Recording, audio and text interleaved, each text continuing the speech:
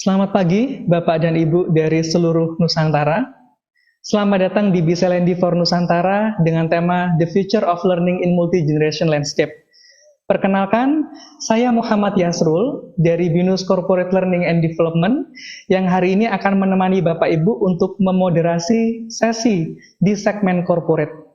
Sebelum kita bicara banyak terkait dengan topik multi-generation landscape di sesi corporate, kami mau mengingatkan lagi, Bapak Ibu silakan untuk mengisi absensi yang sudah dikirimkan di link di kolom chat.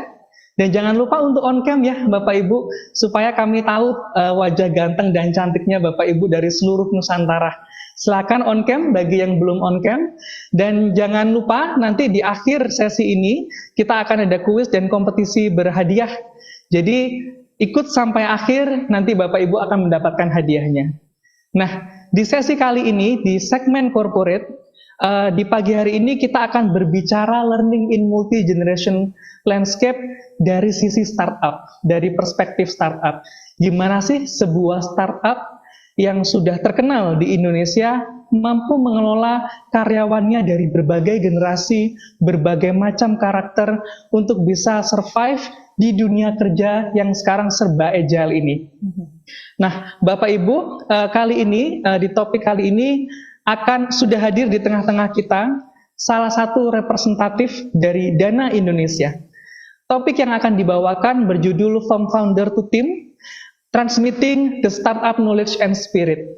Dana Indonesia kita tahu sudah terkenal ya dengan teknologi financial company-nya, user interface yang bagus, profitability-nya juga tinggi. Jadi hari ini kita akan belajar banyak dari salah satu leader dari Dana Indonesia yang terkenal inspiratif, ramah, humble, intellectually smart. Beliau adalah Head of People Acquisition and Organizational Development dari Dana Indonesia, Ibu Putu Wisudantari Partami, atau yang biasanya disebut dikenal familiar dengan Ibu Ami. Selamat pagi, Bu Ami. Selamat pagi, Mas Yasrul. Gimana kabarnya, Ibu? Baik, sehat. Sangat semangat pagi. Alhamdulillah, puji Tuhan. Mulai disapa dulu teman-teman dari seluruh Nusantara. Selamat pagi semuanya. Thank you sudah hadir ya. Thank you juga sudah berkenan untuk berkontribusi di BCLND for Nusantara. Kami happy sekali Ibu bisa hadir di sini, berbagi bersama teman-teman dari seluruh Nusantara.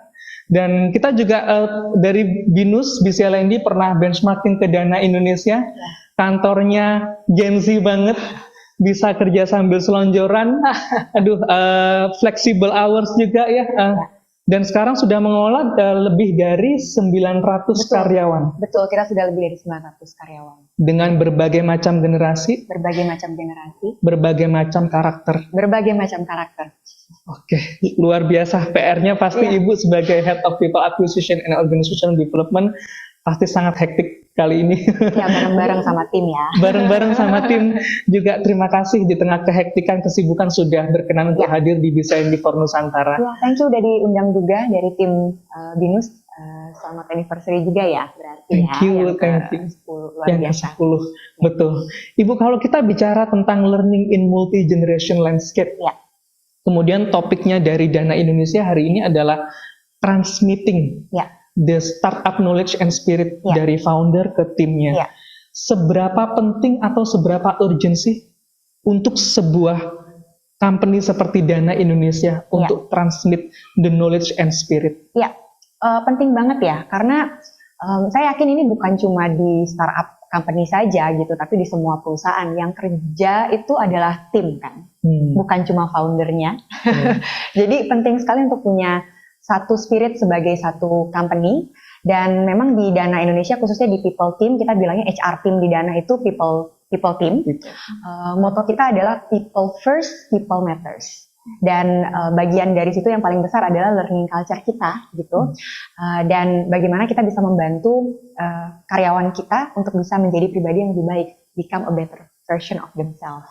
Jadi kalau dalam sesi-sesi seperti ini kita dikasih kesempatan bukan cuma belajar di internal saja, tapi juga bisa sharing dengan teman-teman di seluruh Indonesia. Itu suatu hal yang luar biasa sekali ya buat kami kesempatannya. Kami juga pengalaman yang luar biasa mendapatkan kesempatan untuk mendengarkan, menyimak pemaparan dari Bu Ami. Pasti teman-teman dari BISLANDI, teman-teman dari seluruh Nusantara pasti udah nggak sabar untuk mendengarkan gimana sih Dana Indonesia mengelola berbagai generasi, berbagai macam karakter yang ada di Dana Indonesia. Silakan waktu dan tempat kami persilakan ke Bu Ami. The screen is yours, Ibu. Oke, thank you. Selamat pagi teman-teman semua di seluruh Nusantara. Saya panggil teman-teman aja ya. Boleh, gak apa-apa boleh. Ya teman-teman aja gitu. Dan saya tahu di pagi hari ini, hari Selasa, pasti teman-teman bisa memilih untuk ada di atau melakukan hal yang lain gitu. Tapi kalian memilih untuk ada di sini bersama saya dengan Mas Yafrul, dengan tim Binus. Kita sangat apresiasi sekali kehadirannya dan waktunya untuk bisa belajar bareng ya.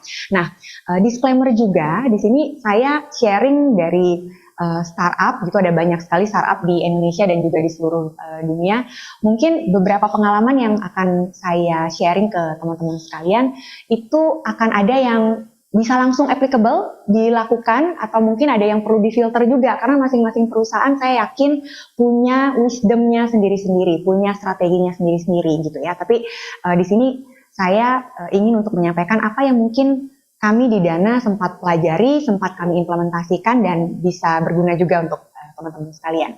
Jadi bisa dilihat di sini topiknya adalah from founder to team. Seperti yang tadi saya bilang adalah mau di perusahaan manapun itu yang namanya organisasi atau company itu pasti yang bekerja adalah satu tim, bukan cuma satu orang saja gitu ya, bukan cuma CEO-nya saja, bukan cuma presiden direkturnya saja gitu ya, bukan cuma manajernya saja, tapi adalah satu tim. Jadi bagaimana kita bisa membangun satu budaya kerja ya dan learning spirit yang bisa menyatukan visi dan misi perusahaan untuk bisa mencapai satu tujuan bersama. Untuk dalam hal ini saya bakalan sharing juga bagaimana perjalanan Dana Indonesia dari awal sampai saat ini. Nah, nggak kenal maka kata sayang, tadi udah disampaikan saya namanya panjang ya, saya dari Bali, kalau ada teman-teman yang join dari Bali, Punapi Gatre, semoga becik-becik di Bali. Panggilannya Ami, nanti kita bisa connect ya melalui sosial media, kalau ada yang ingin connect dan kenalan lebih lanjut dan cerita-cerita lebih lanjut bisa connect ke Instagram ataupun ke LinkedIn profile saya. Nah, bicara tentang Dana Indonesia, tadi udah ada introduction-nya, cuma beberapa poin highlight di sini konteks tentang bisnis kami, apa yang sebenarnya kami intensi untuk lakukan untuk Indonesia. Jadi Dana itu berdiri dari 2018, bisa dilihat bagaimana perkembangannya. Pertama kali kita launching di aplikasi BBM, mungkin masih ingat BlackBerry ya, BlackBerry Messenger gitu pertama kali, dan Bukalapak juga sebelum kita memiliki aplikasi standalone atau aplikasi sendiri, dan sampai saat ini kita sudah men-serve lebih dari 150 juta user di seluruh Indonesia. Nah, ini juga satu hal yang sangat berkesan karena saya sudah join Dana Indonesia juga dari awal. Jadi saya bisa punya kesempatan untuk melihat Dana dari benar-benar embrio sampai dengan karyawannya itu mencapai lebih dari 900 orang. Tentu challenge-nya akan berbeda sekali. Saya alami dulu karyawan masih kurang dari 100, saya hafal semua nama-namanya gitu ya. Atau ketika ada yang ulang tahun, wah itu bakalan bisa mungkin kalau pesen, kita bilangnya pesen satu pizza aja cukup gitu. Kalau sekarang udah, wah 900 orang itu sudah growing-nya sudah cepat sekali gitu, dan growing dari sisi bisnis memang sangat berpengaruh juga kepada bagaimana growing dari sisi tim kita. Apa yang menjadi challenge 5 tahun lalu di Dana dengan apa yang menjadi challenge saat ini, apalagi setelah pandemik, itu juga berbeda sekali. Nah, di sini kita bisa lihat bahwa Dana itu kalau dibilang kita merepresentasikan diri kita sebagai teknologi financial company. Jadi kita nggak bilang diri kita fintech, tapi kita menyatakan diri kita adalah techfin ya, karena our CEO Bapak Vince Iswara itu selalu visinya adalah kita teknologi company yang men-solve problem di area finansial ya. Jadi bagaimana kita bisa menjadi jembatan untuk digital economy yang inklusif di Indonesia gitu, bagaimana kita bisa men-serve lebih banyak lagi customer di Indonesia untuk bisa mencapai digital ekonomi. Dan strategi kita berfokus pada 3 hal, dan ini saya bakalan highlight di awal, dan apa kaitannya saya bakalan menjelaskan lebih lanjut lagi. Bagaimana kita bisa menjadi aplikasi yang dipercaya, trusted, karena kita mengelola dana masyarakat ya. Jadi yang namanya integrity, yang namanya value untuk internal business proses yang baik itu benar-benar harus dijaga sekali gitu ya. Security itu benar-benar harus dijaga sekali. Bagaimana kita bisa membentuk satu aplikasi yang user friendly, mudah digunakan di semua kalangan, itu juga menjadi salah satu strategi kita, dan accessible. Jadi tidak hanya dipakai oleh satu generasi saja gitu, tapi bahkan sebagai perusahaan kita ingin memiliki spirit yang namanya inklusif ya. Jadi bisa accessible di seluruh generasi di Indonesia. Nah, dari data ini bisa kelihatan juga bahwa lebih dari 60% populasi kita itu adalah digital talent. Jadi berisinya engineers, kemudian product team, project team ya, data team, itu populasinya ada di sana. Dan lebih dari 30% itu juga adalah wanita. Itu satu hal yang kita sangat-sangat ingin gaungkan tentang women empowerment juga. Ada beberapa program yang nanti bakalan saya jelaskan lebih lanjut. Nah, saya mau menyapa sebentar nih teman-teman yang ada di remote, ya. Pasti udah punya pemikiran gitu ketika udah ngomongin startup itu apa sih yang ada di kepala teman-teman gitu ya, karena biasanya ada fakta, ada mitos ketika ngomongin startup tuh apa gitu. Kayak tadi ada istilah bisa selonjoran gitu ya kalau kantor, apakah kalau di startup itu persepsi pertama kalau meeting itu pasti selonjoran, atau bisa ambil paid leave sebanyak-banyaknya, atau mungkin sering saya dengar itu makan gratis tiap hari gitu. Nah, coba bisa diketik mungkin di Zoom, apa kira-kira persepsi yang muncul di kepalanya teman-teman ketika bicara tentang bekerja di perusahaan startup. Silakan saya kasih waktu kali ya, 1 menit kalau ada yang mau share apa yang ada di pikirannya teman-teman tentang bekerja di startup company. Ada yang mau share mungkin? Dinamik, oke, thank you Mbak Novi Patricia, dinamik ya, oke. Flexible working, agile ya, oke. Flexible working hours, thank you. Flexible, oke, banyak banget kata-kata fleksibel ya. Oke, ada lagi mungkin yang mau share? Agile, turnover tinggi, riskan di layoff sewaktu-waktu. Wah, ini lagi hot topic gitu ya. Butuh disiplin dan konsisten. Oke, thank you. Mas Hari berarti ya, high pressure. Oh iya, ini one of the thing juga, fast pace ya, mesti cepat gitu ya. Deadline kapan? Kemarin, bukan 1 bulan dari sekarang. Fast learning, ya, oke, thank you. Thank you banget buat respon-responnya. Siap dengan perubahan. Segala sesuatunya bisa berubah-berubah sangat cepat gitu ya. Multiple atau triple job, wah ini. Nah ini menarik ini. Jadi mungkin judulnya HR tapi ternyata banyak gitu ya. Jadi Chief Everything Officer itu juga istilah yang sering banget saya dengar kalau ngomongin startup company. So thank you sudah sharing persepsinya. Nanti kita bakalan banyak diskusi tentang beberapa mitos dan fakta mengenai bekerja di startup ya. Oke, saya lanjut dulu. Nah, sebelum lebih deep dive tentang startup itu sendiri seperti apa, nah saya mau mengajak, kita ini kan udah di penghujung tahun ya, teman-teman sekalian, dan biasanya nih kalau ngomongin penghujung tahun akan ada refleksi dan juga kira-kira ke depan itu apa yang akan menjadi fokus atau prediksi sebagai seorang HR profesional.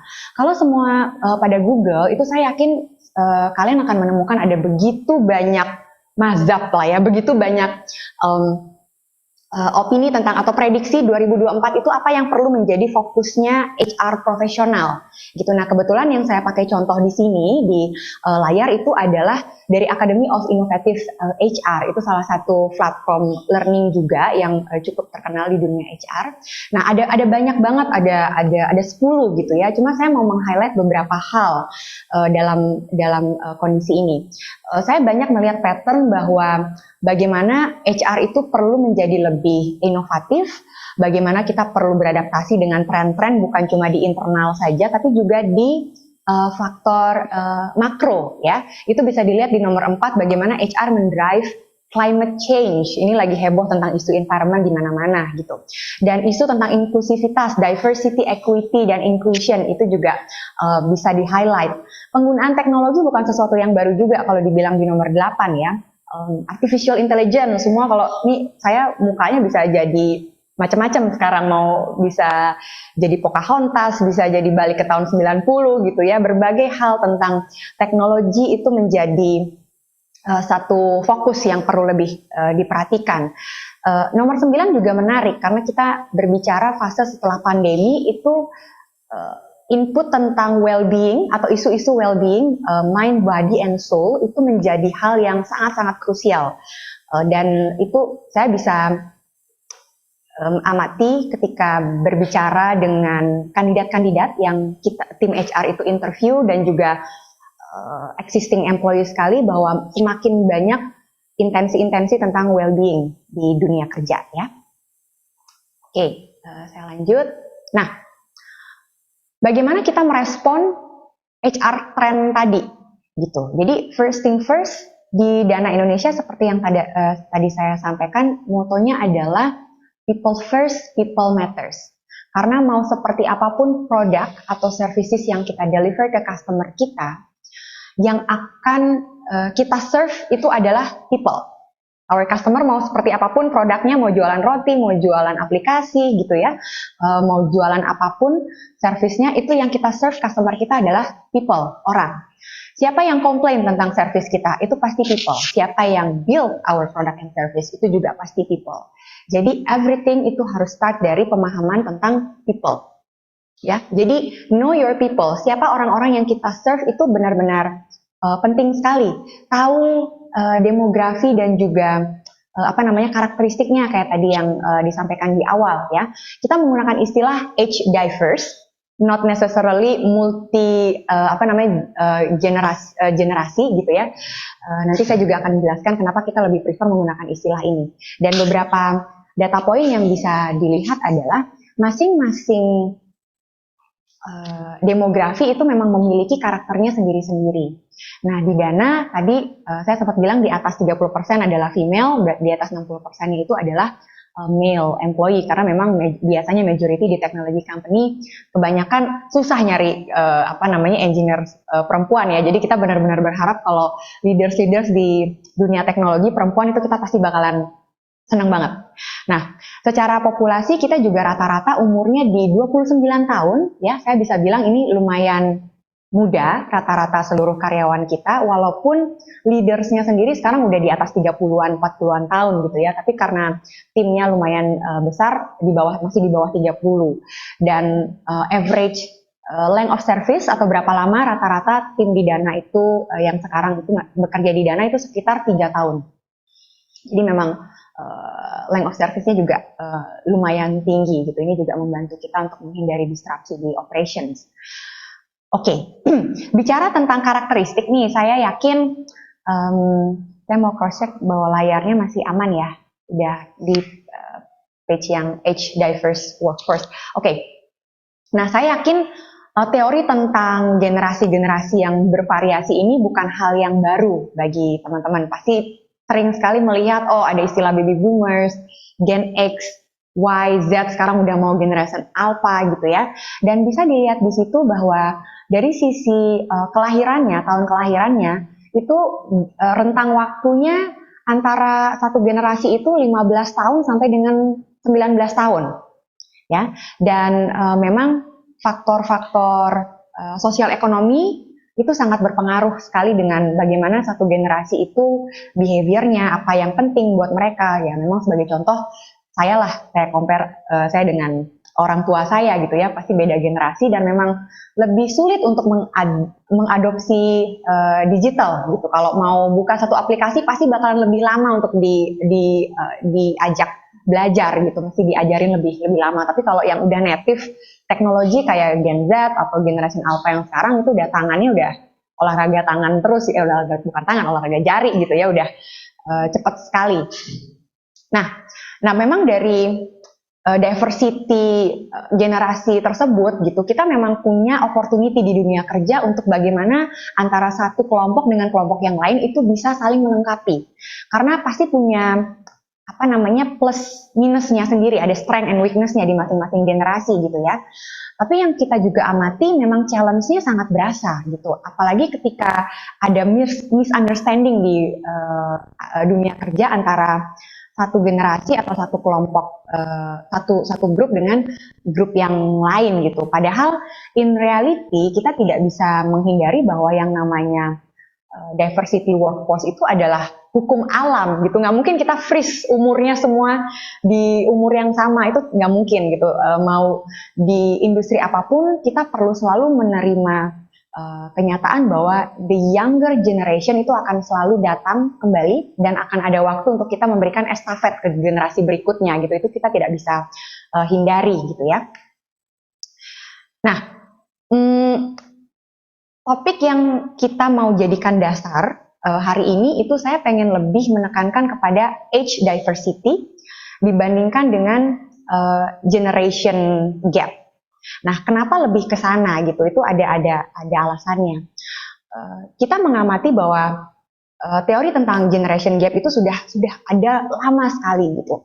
Dan kita mengamati dengan adanya pengkotak-kotakan akan sangat mudah sekali, dan ini human nature ya, human nature dan sangat psikologi sekali, bahwa ketika kita sudah memiliki pengkotak-kotakan antara satu dengan yang lain, akan sangat mudah sekali bagi kita untuk membuat limitasi untuk memahami antara satu kelompok dengan kelompok yang lain. Istilahnya ya prejudice gitu. Kita udah punya prejudice, wah younger generation ini Gen Z ini pasti nggak respectful, pasti nggak tahu malu gitu ya.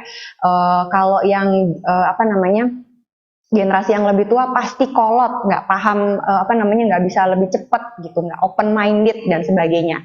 Nah, kita mengamati sebagai HR profesional ini sangat berbahaya. Prejudice ini akan sangat berbahaya sekali, terutama dari sisi HR untuk membangun program-program baru yang banyak di dunia kerja itu sudah berisi dengan berbagai macam generasi atau kelompok gitu ya. Ketika prejudice-nya itu sudah sangat kuat sekali, sudah ada terbentuk stereotype, dan itu akan menjadi limitasi kita untuk memahami customer kita, menjadi limitasi buat kita untuk bisa lebih memahami apa sih yang benar-benar dibutuhkan oleh workforce kita atau karyawan kita. Tadi kalau saya balik lagi ke belakang di sini, yang tadi saya mention bahwa dalam satu generasi itu age difference-nya adalah 15 tahun, 14 tahun atau 19 tahun ya, lahir dari tahun Gen Y lahir dari tahun 80 sampai dengan 94 gitu.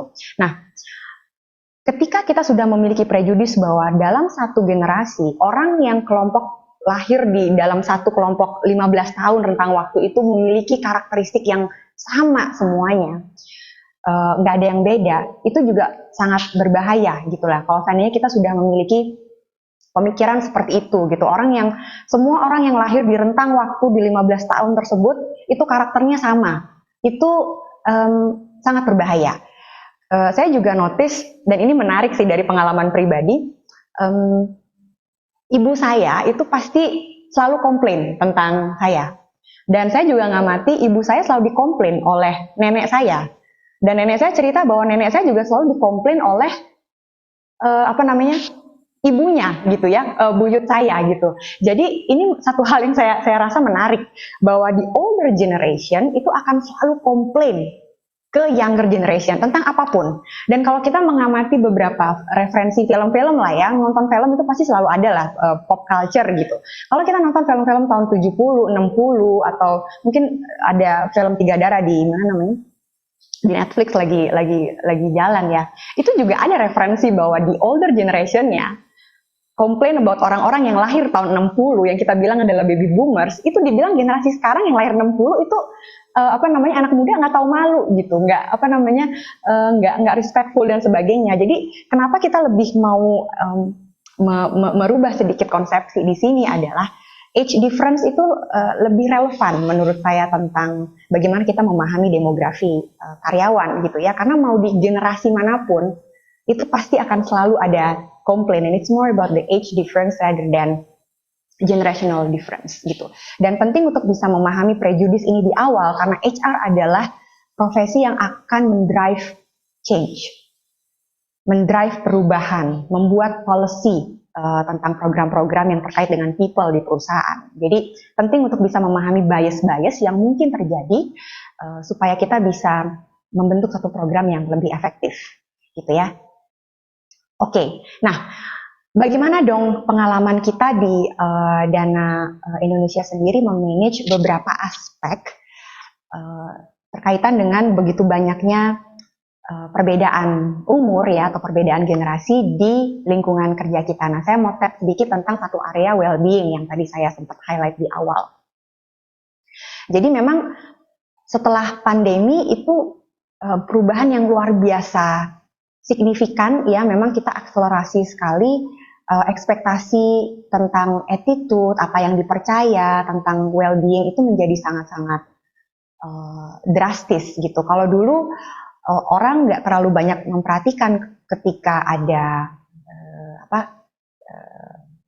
sakit batuk, pilek dan sebagainya itu masih menjadi hal yang wajar gitu ya. Tapi saya ingat sekali ketika pandemi dan kita punya BCP team atau crisis team waktu itu yang ada HR juga di sana, itu kita belum tahu COVID itu seperti apa bentuknya gitu ya, masih belum ada banyak berita tentang COVID dan semua orang ketakutan. Dan saya ingat karyawan saya even lapor ke saya bahwa dia udah bersin 3 kali. Lapor, Mbak Ami, hari ini saya sudah bersin 3 kali, temperatur saya segini gitu, karena sebegitunya pandemi itu men-shift behavior orang. Salah satu contoh yang menarik yang saya alami.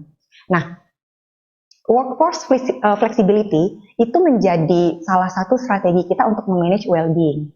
Nah, kalau dilihat di sini penting untuk bisa memahami masing-masing perusahaan pasti punya culture dan juga strateginya untuk memanage seberapa fleksibel kita ingin dan bagaimana kita mendefinisikan flexibility. Itu masing-masing berbeda-beda dan nggak ada yang benar, nggak ada yang salah.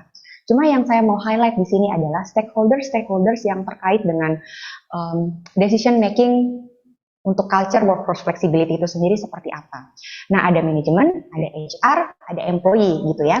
Nah, kadang-kadang kalau saya ketemu dengan tim HR, salah satu problem yang sering saya dengar atau curhatan yang saya dengar adalah tim HR-nya bilang kalau ini kita udah bikin satu program nih tapi nggak dapat support dari manajemen gitu, manajemennya nggak setuju gitu.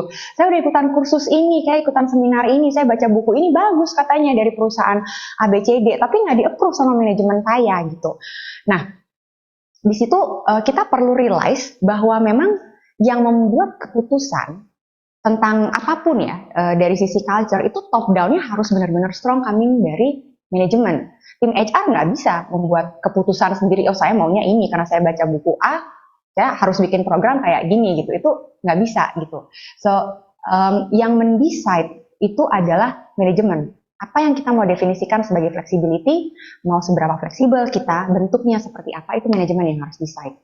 Manajemen juga perlu mendrive ya, dan walk the talk atau do the policy atau culture itu sendiri. Karena kalau manajemennya yang nggak walk the talk ya pasti bakalan nggak jalan juga culture-nya. But everything harus start dari level atas dulu.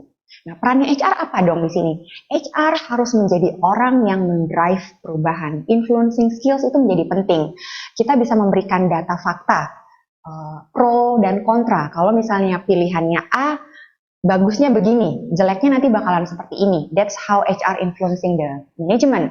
Dan tentu juga harus walk the talk gitu ya. Apalagi HR, saya yakin dari ujung rambut sampai ujung kaki itu pasti dilihat gitu. Kalau karyawan lain bikin kesalahan itu mungkin bisa dibilang biasa aja, tapi kalau HR bikin salah itu kayak dunia runtuh, kayaknya 10 kali itu lebih berasa, lebih keras gitu. Jadi HR juga harus walk the talk karena baru setelah itu employee itu akan buy in dan understand the credibility dan bisa memahami pentingnya satu policy atau satu program yang dijalankan. Nah, di Dana kita mengimplementasikan workforce flexibility itu secara holistik. Jadi dengan misi people first, people matters, ada strategi terkait dengan governance, talent management, performance management, dan fondasi dari sisi culture kita juga gitu ya, leadership team, dan juga bagaimana kita menyiapkan data-data dari sisi people analytic. Itu ada 5 pilar penting yang kita bisa dibilang menjadi framework fleksibilitas kita. Jadi kenapa kita juga bilangnya bukan workplace flexibility, karena we are not only talking about place. Jadi flexibility di Dana itu tidak hanya bicara tentang tempat, tapi lebih holistik. Tempat pertama nomor satu of course ya, opsi various location untuk bekerja, flexibility dari sisi lokasi, flexible schedule, bagaimana kita memberikan otorisasi kepada karyawan kita untuk memanage waktu mereka daily, apa yang perlu dilakukan daily, apa yang perlu dilakukan weekly, monthly dan sebagainya.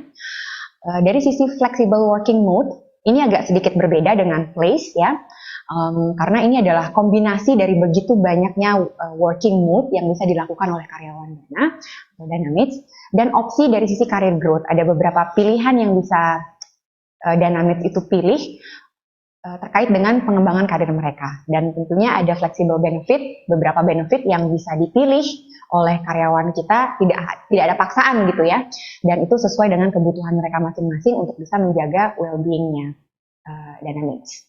Nah, saya bisa go through satu-satu, di sini bisa dilihat. Nah, flexible place itu sendiri, itu kalau di Dana itu ada beberapa opsi gitu ya. Kita memiliki headquarters di Jakarta, kita juga ada remote office di beberapa area, kita ada di Bandung, ada di Jogja, dan ada di Bali juga, gitu. Dan itu sesuai dengan strategi kita, digital talent itu banyak di area-area ini, gitu ya. Kenapa kita memilihnya di lokasi-lokasi tersebut? Jadi bisa memilih untuk bekerja di area-area tersebut di luar dari headquarters. Kemudian ada remote special location. Nah ini special location yang di luar office tadi gitu, dimana kita tahu ada satu kondisi yang benar-benar spesial based on approval dan juga review ketika seseorang itu ternyata harus dalam waktu 1 bulan jaga orang tuanya di kampung gitu ya. Itu kita melihat ada spike yang lumayan tinggi terkait sama kebutuhan kesehatan tadi, di mana ya karyawan kita yang masih menjadi salah satu tulang punggungnya keluarga gitu, mereka masih bisa bekerja dengan baik, dan itu menjadi salah satu flexibility yang kita tawarkan, dan bisa bekerja dari rumah gitu, di mana saja selama ada koneksi internet dan sebagainya. Nah, flexible schedule itu ada daily meeting, weekly, dan juga monthly. Nah, ini flexible working mode yang mungkin saya bisa dive lebih lanjut. Ini adalah kombinasi dari berbagai macam working mode. Contohnya seperti saya, sekarang lokasi lagi ada di Alam Sutera gitu ya. Mode-nya adalah lagi di luar kantor nih. Nah, saya memiliki pilihan, saya bisa memilih apakah setengah hari saya ada di Alam Sutera, atau full day saya di Alam Sutera, atau ternyata nanti ada setengah harinya lagi saya perlu ada meeting di kantor, atau saya mau lanjut di rumah. Jadi bisa dikombinasikan antara begitu banyaknya working mode itu sesuai dengan kebutuhan. Jadi memang ada teknologi juga yang kita pakai untuk bisa memonitor lokasi ya di Dana ketika kita talking about working mode ini. Nah, berikutnya adalah flexible career growth. Jadi opsi-opsi apa saja yang bisa dipilih oleh Dynamics ketika mereka ingin untuk akselerasi karir gitu. Jadi learning modality-nya banyak. Contohnya di sini kita bisa online learning, ada juga yang in-class, ada juga yang berbagai macam mentoring gitu ya. Kita juga punya yang namanya dual career path. Ada jalur manajerial, ada jalur profesional. Karena kita tahu kebanyakan profesional itu nggak selalu semuanya pengen melit people ya gitu. Ada yang benar-benar geek, saya pengen bikin aplikasi aja, saya pengen coding aja, saya pengen analisa aja, saya nggak nyaman ketika pusing saya kalau seandainya saya disuruh manage 5 orang gitu. Jadi kita membuat path yang teman-teman itu bisa pilih yang sesuai dengan aspirasinya mereka. Promosi, kenapa di sini juga kita bilangnya fleksibel? Karena kita kasih kesempatan, ada nominasi ketika proses promosi di mana opsi terbuka. Bisa jadi menurut manajer seseorang itu siap untuk dipromosikan, tapi timnya nggak siap. Aduh, saya belum siap. Saya pilih untuk nggak dulu deh maju atau dinominasikan di periode ini, gitu ya.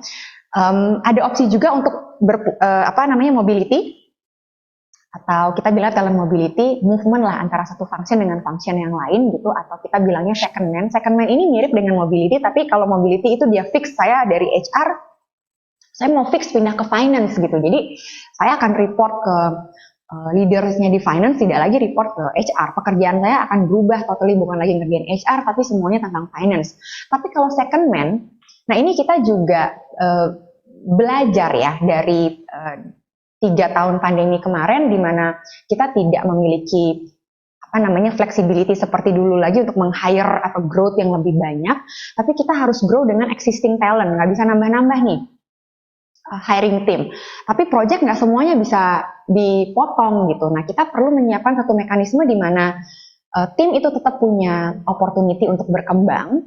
Tapi kalau seandainya dipindahin, ntar manajer yang satunya lagi, wah saya perlu cari replacement gitu. Kalau tim saya pindah, berarti saya perlu nyari orang lagi. Padahal nambah jadinya headcount-nya ya. Jadi solusinya adalah second man, di mana saya bisa mengerjakan seberapa persen dari proporsi project di area lain, tapi saya secara organisasi masih tetap bisa bekerja di function saya sekarang. Oh misalnya lagi ada project tentang staff cost di finance gitu ya, saya bisa join project-nya, tapi saya tetap reporting di area HR gitu. Nah, kita juga memahami bahwa nggak mungkin, opsi ini juga menjadi hal yang penting untuk bisa pengembangan karir secara horizontal, karena nggak mungkin pilihan berkarir itu hanya vertikal aja gitu ya. Tiap tahun misalnya minta buat promosi gitu, nanti yang ada CEO-nya ada 20 gitu. Dalam waktu 5 tahun CEO-nya banyak gitu, karena setiap tahun misalnya orang promosi. Jadi kita perlu mengembangkan satu opsi karir yang tidak hanya ke atas tapi juga ke samping gitu ya, untuk eksplorasi talent kita. Role enlargement ini banyak sekali contohnya, di mana ada beberapa project-project di mana tim itu bisa chip in untuk bisa involve juga.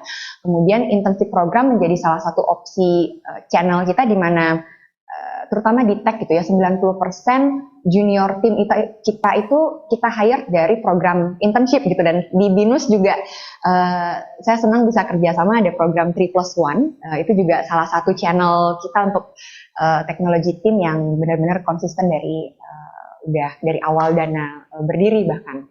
Nah yang terakhir itu terkait dengan Dana Hackathon. Dana Hackathon ini memang spesial kita bangun untuk sarana inovasi di Dana. Jadi ketika kita udah punya roadmap atau strategi sendiri, cuma kita kasih kesempatan ide-ide dari bawah untuk bisa mengimprove fitur-fitur kita, dan mereka bisa membangun satu tim gitu ya. Nanti dikonteskan oleh tim eksekutif kita, yang mana ide-ide yang nanti bakal bisa diimplementasikan di Dana gitu, melalui Dana Hackathon. Nah, kalau untuk yang flexible benefit, pilihan-pilihannya tidak hanya terbatas dari yang ada di sini saja, tapi kenapa kita masukkan sebagai paid and off, sebagai flexibility, di mana kita kasih ya kebebasan ke tim kita, itu juga adalah salah satu flexibility untuk bagaimana mereka bisa beristirahat gitu ya. Ada tambahan anniversary leave ketika seseorang itu merayakan ulang tahunnya, secara line of services di Dana ada tambahan, ada pilihan untuk education leave juga atau unpaid leave. Kalau biasanya kan usia-usia produktif nih, tim Dana itu kalau nggak sekolah lagi, menikah punya anak. Nah itu biasanya hal yang terjadi di usia-usia produktif. Jadi memang kita memikirkan apa ya kira-kira benefit yang pasti akan dibutuhkan di generasi-generasi ini gitu. Dan untuk teman-teman yang memang key talent dan performance-nya bagus, mereka itu pengen untuk melanjutkan kuliah, itu juga menjadi salah satu strategi retensi kita gitu. Dia bisa mengambil unpaid leave dan nanti akan kembali ke Dana gitu ya. Nah, yang terakhir ini juga penting nih terkait dengan engagement. Kita punya yang namanya Dana Clan, di mana teman-teman di Dana itu memiliki kebebasan untuk mengikuti kegiatan di luar aktivitas kantor, outside of working. Jadi ini bisa dibilang hobi club, ada macam-macam, ada Korea drama juga ada di situ, yang suka naik motor jalan-jalan kemana-mana itu ada, yang olahraga itu macam-macam sekali hobinya. Tapi kita kasih kesempatan wadah untuk teman-teman memilih aktivitas yang fleksibel dan sesuai dengan hobi dan juga aspirasinya mereka gitu. Jadi nggak ada paksaan tuh, harus grade sekian harus ikutan ini, itu nggak ada. Jadi mereka yang benar-benar bisa memilih yang mana yang sesuai dengan aspirasinya mereka. Oke, nah bicara tentang engagement ya juga, kalau tadi saya sempat mention di awal beberapa mitos tentang startup gitu. Ini saya penting untuk highlight di sini bahwa engagement itu memang benar-benar mendrive performance gitu, dan akan sangat berpengaruh sekali dengan well-being. Tapi highlightnya juga adalah employee engagement itu tidak sama dengan happiness gitu. Jadi it's a different thing.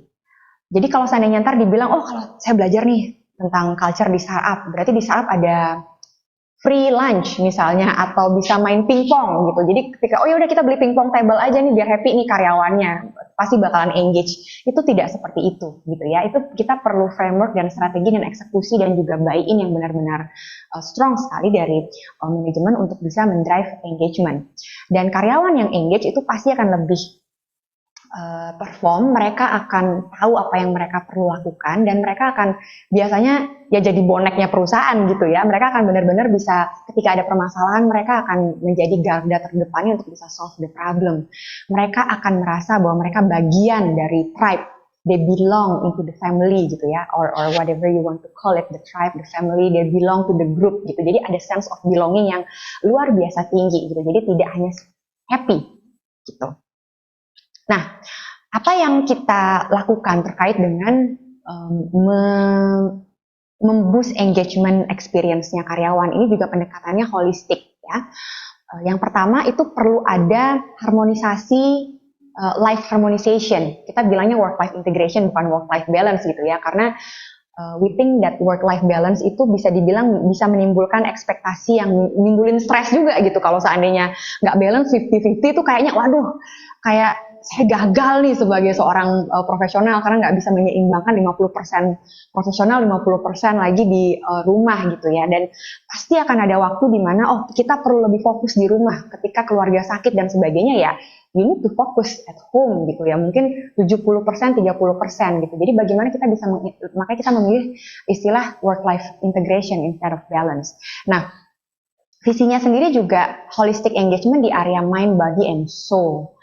Karena ya ini berpengaruh kalau yang namanya well-being cuma badannya aja, tapi ternyata mindnya nggak fokus, itu susah gitu ya. Dan kita percaya bahwa ketika satu individu juga memiliki kedekatan kepada Tuhan yang Maha Esa gitu ya, memiliki spiritual questions yang juga bagus, itu akan sangat membantu sekali teman-teman kita supaya bisa lebih gampang cope dengan challenge yang ada di lapangan. Nah, di sini ada 4 pilar. Yang pertama adalah diversity. Nah, diversity di sini berbagai hal, diversity religion dan juga culture ya. Sesuai dengan spirit kita sebagai Indonesia, ada begitu banyak suku, ada begitu banyak bahasa, dan salah satu hal yang kita lakukan setiap minggu setiap bulan kita selalu ada town hall perusahaan, semua orang harus datang. Dan dari CEO dan juga manajemen akan menyampaikan update-nya untuk di bulan sebelumnya itu seperti apa. Dan kita selalu membuka itu dengan doa bersama. Dan tapi giliran dipimpin oleh teman-teman karyawan Dana juga, giliran dari yang pertama mungkin agamanya Kristen, Katolik, Muslim, Hindu, Buddha gitu, yang Konghucu juga gitu ya, atau keyakinan, itu giliran mendapatkan tempat untuk memimpin doa bersama di perusahaan di setiap bulannya. Nah, one family ini juga pilar yang penting karena kita sadar di orang Indonesia itu lingkar pertamanya kalau bukan teman-teman itu pasti orang tua atau pasangan. Yang paling pertama sekali akan dengerin komplainnya karyawan itu kalau lagi bete di kantor itu kalau nggak suami istri pasti orang tua. Ya, yang pertama kali diajak ngomong kalau seandainya aduh saya mau resign nih, itu pasti keluarga. Kita paham peran keluarga untuk budaya Indonesia itu sangat-sangat penting. Jadi memang khusus ada satu pilar strategi bagaimana kita membentuk policy dan juga program untuk bisa men-tap layers pertama dari karyawan ini. Jadi kita engage bukan cuma sama karyawan saja, tapi kita ajaklah itu suami dan istrinya untuk datang ke kantor. Kita ajak mereka dalam satu wadah spouse day. Ya, kita undang psikolog, kita ajak mereka keliling kantor. Tahu nih, ini makanya suami saya lama banget di kantor ngerjain ini toh gitu, kenal sama lingkungan kantornya gitu. Orang tua juga, kadang-kadang orang tua komplain, anak saya kerjanya semangat banget sampai malam-malam gitu. Oh ternyata ini teman-temannya yang diajak kerja, oh ini ternyata bosnya, lingkungan kerjanya seperti ini gitu ya. Hari Anak Nasional itu juga menjadi salah satu wadah kita untuk bisa memberikan apresiasi dan engagement juga gitu loh sebagai orang tua dan anak-anak untuk bisa kenal, anak-anaknya Dana untuk bisa kenal satu sama lain gitu. So that's one family. Communities tadi yang sempat sampaikan di awal tentang hobi gitu ya, karena kita paham yang namanya people itu pasti makhluk sosial. Kita ingin untuk selalu bersama-sama, apalagi dengan orang yang punya satu kesamaan gitu. Oh suka gambar, oh suka lari, oh ternyata suka drama Korea, ya dikumpulkan menjadi satu community. Mereka akan memiliki satu keterikatan bahwa oh I have friends here ya. Punya teman itu faktor yang sangat penting di dalam engagement gitu. Punya support system itu adalah hal yang sangat penting. Jadi itu tidak bisa dianggap main-main program-program seperti itu. Nah, well-being ada banyak hal ya terkait dengan well-being. Kita khusus punya satu program yang namanya curhat session, di mana itu isinya adalah kita punya satu grup psikolog dan konselor, profesional konselor sendiri yang memang kita paid untuk membantu Dana ketika memang memiliki isu-isu di kantor ataupun di luar kantor ya. Jadi mereka punya wadah, kalau nggak nyaman cerita ke atasan atau nggak nyaman cerita ke HR, mereka bisa menggunakan sarana tersebut untuk bisa share concern-nya mereka, dan ini selalu full book setiap bulannya, which is kita sadar karena itu sangat penting gitu ya. Semua orang pasti punya permasalahannya sendiri-sendiri, tapi ketika kita berbicara pada profesional atau expertnya di area tersebut, itu bisa membantu teman-teman menjadi lebih termaintain lagi well-being-nya gitu. Mereka punya channel untuk melakukan itu. Dan ada banyak campaign-campaign yang kita lakukan tentang holistic well-being juga, apalagi bulan Oktober ini bertepatan tanggal 10 Oktober itu adalah International Mental Health Day ya. Itu juga menjadi satu campaign kita selama sebulan ini. Ada berbagai various program yang kita lagi mau jalanin. Itu adalah program melukis, mindfulness melukis. Partisipannya yang daftar itu bisa sampai ratusan. Kita mungkin akan perlu bikin beberapa batch lagi ke depan karena antusiasmenya sangat tinggi untuk di area itu. Oke. Nah, ini bisa nanti dibaca satu-satu atau mungkin materinya bisa di-share ya, yang tadi saya sempat sampaikan beberapa contoh-contoh program yang kita lakukan. Nah, ini juga saya mau highlight yang support community sendiri, kita baru aja lakukan, itu adalah University Cleanse. Nah, kita juga tahu dari data ada 3 university yang memiliki alumni paling banyak di Dana, dan salah satunya memang BINUS gitu ya. Itu ada BINUS, UI dan juga Atmajaya. Jadi kemarin kita baru undang salah satu legendnya di Universitas Indonesia, kalau tahu Pak Dibio, itu kita undang datang ke kantor untuk ya nostalgia bersama lah, bersama semua alumni-alumni di universitas itu, nyanyi himne bareng gitu ya, dan itu juga satu hal yang menarik gitu. Nanti bakal ada sesi dengan BINUS dan Atmajaya juga, dan menyusul beberapa universitas-universitas yang lain. Nah, yang baru juga kita launching itu adalah WooMates. Itu adalah kumpulan dari perempuan-perempuan di Dana, ibu-ibu startup gitu ya. Jadi parent di startup itu pasti juga akan berbeda dinamikanya. Jadi kita ingin membentuk satu community khusus untuk perempuan-perempuan di Dana Indonesia yang mungkin baru jadi ibu karena tadi usia produktif gitu ya. Bagaimana bisa saling sharing dalam satu community di isu-isu tentang kewanitaan dan sebagainya. Nah, tadi well-being saya sudah sempat mention tentang curhat session, ada leave dan beberapa benefit program juga, dan well-being tentu terkait sama karir juga ya. Jadi itu menjadi salah satu dari program di Dana.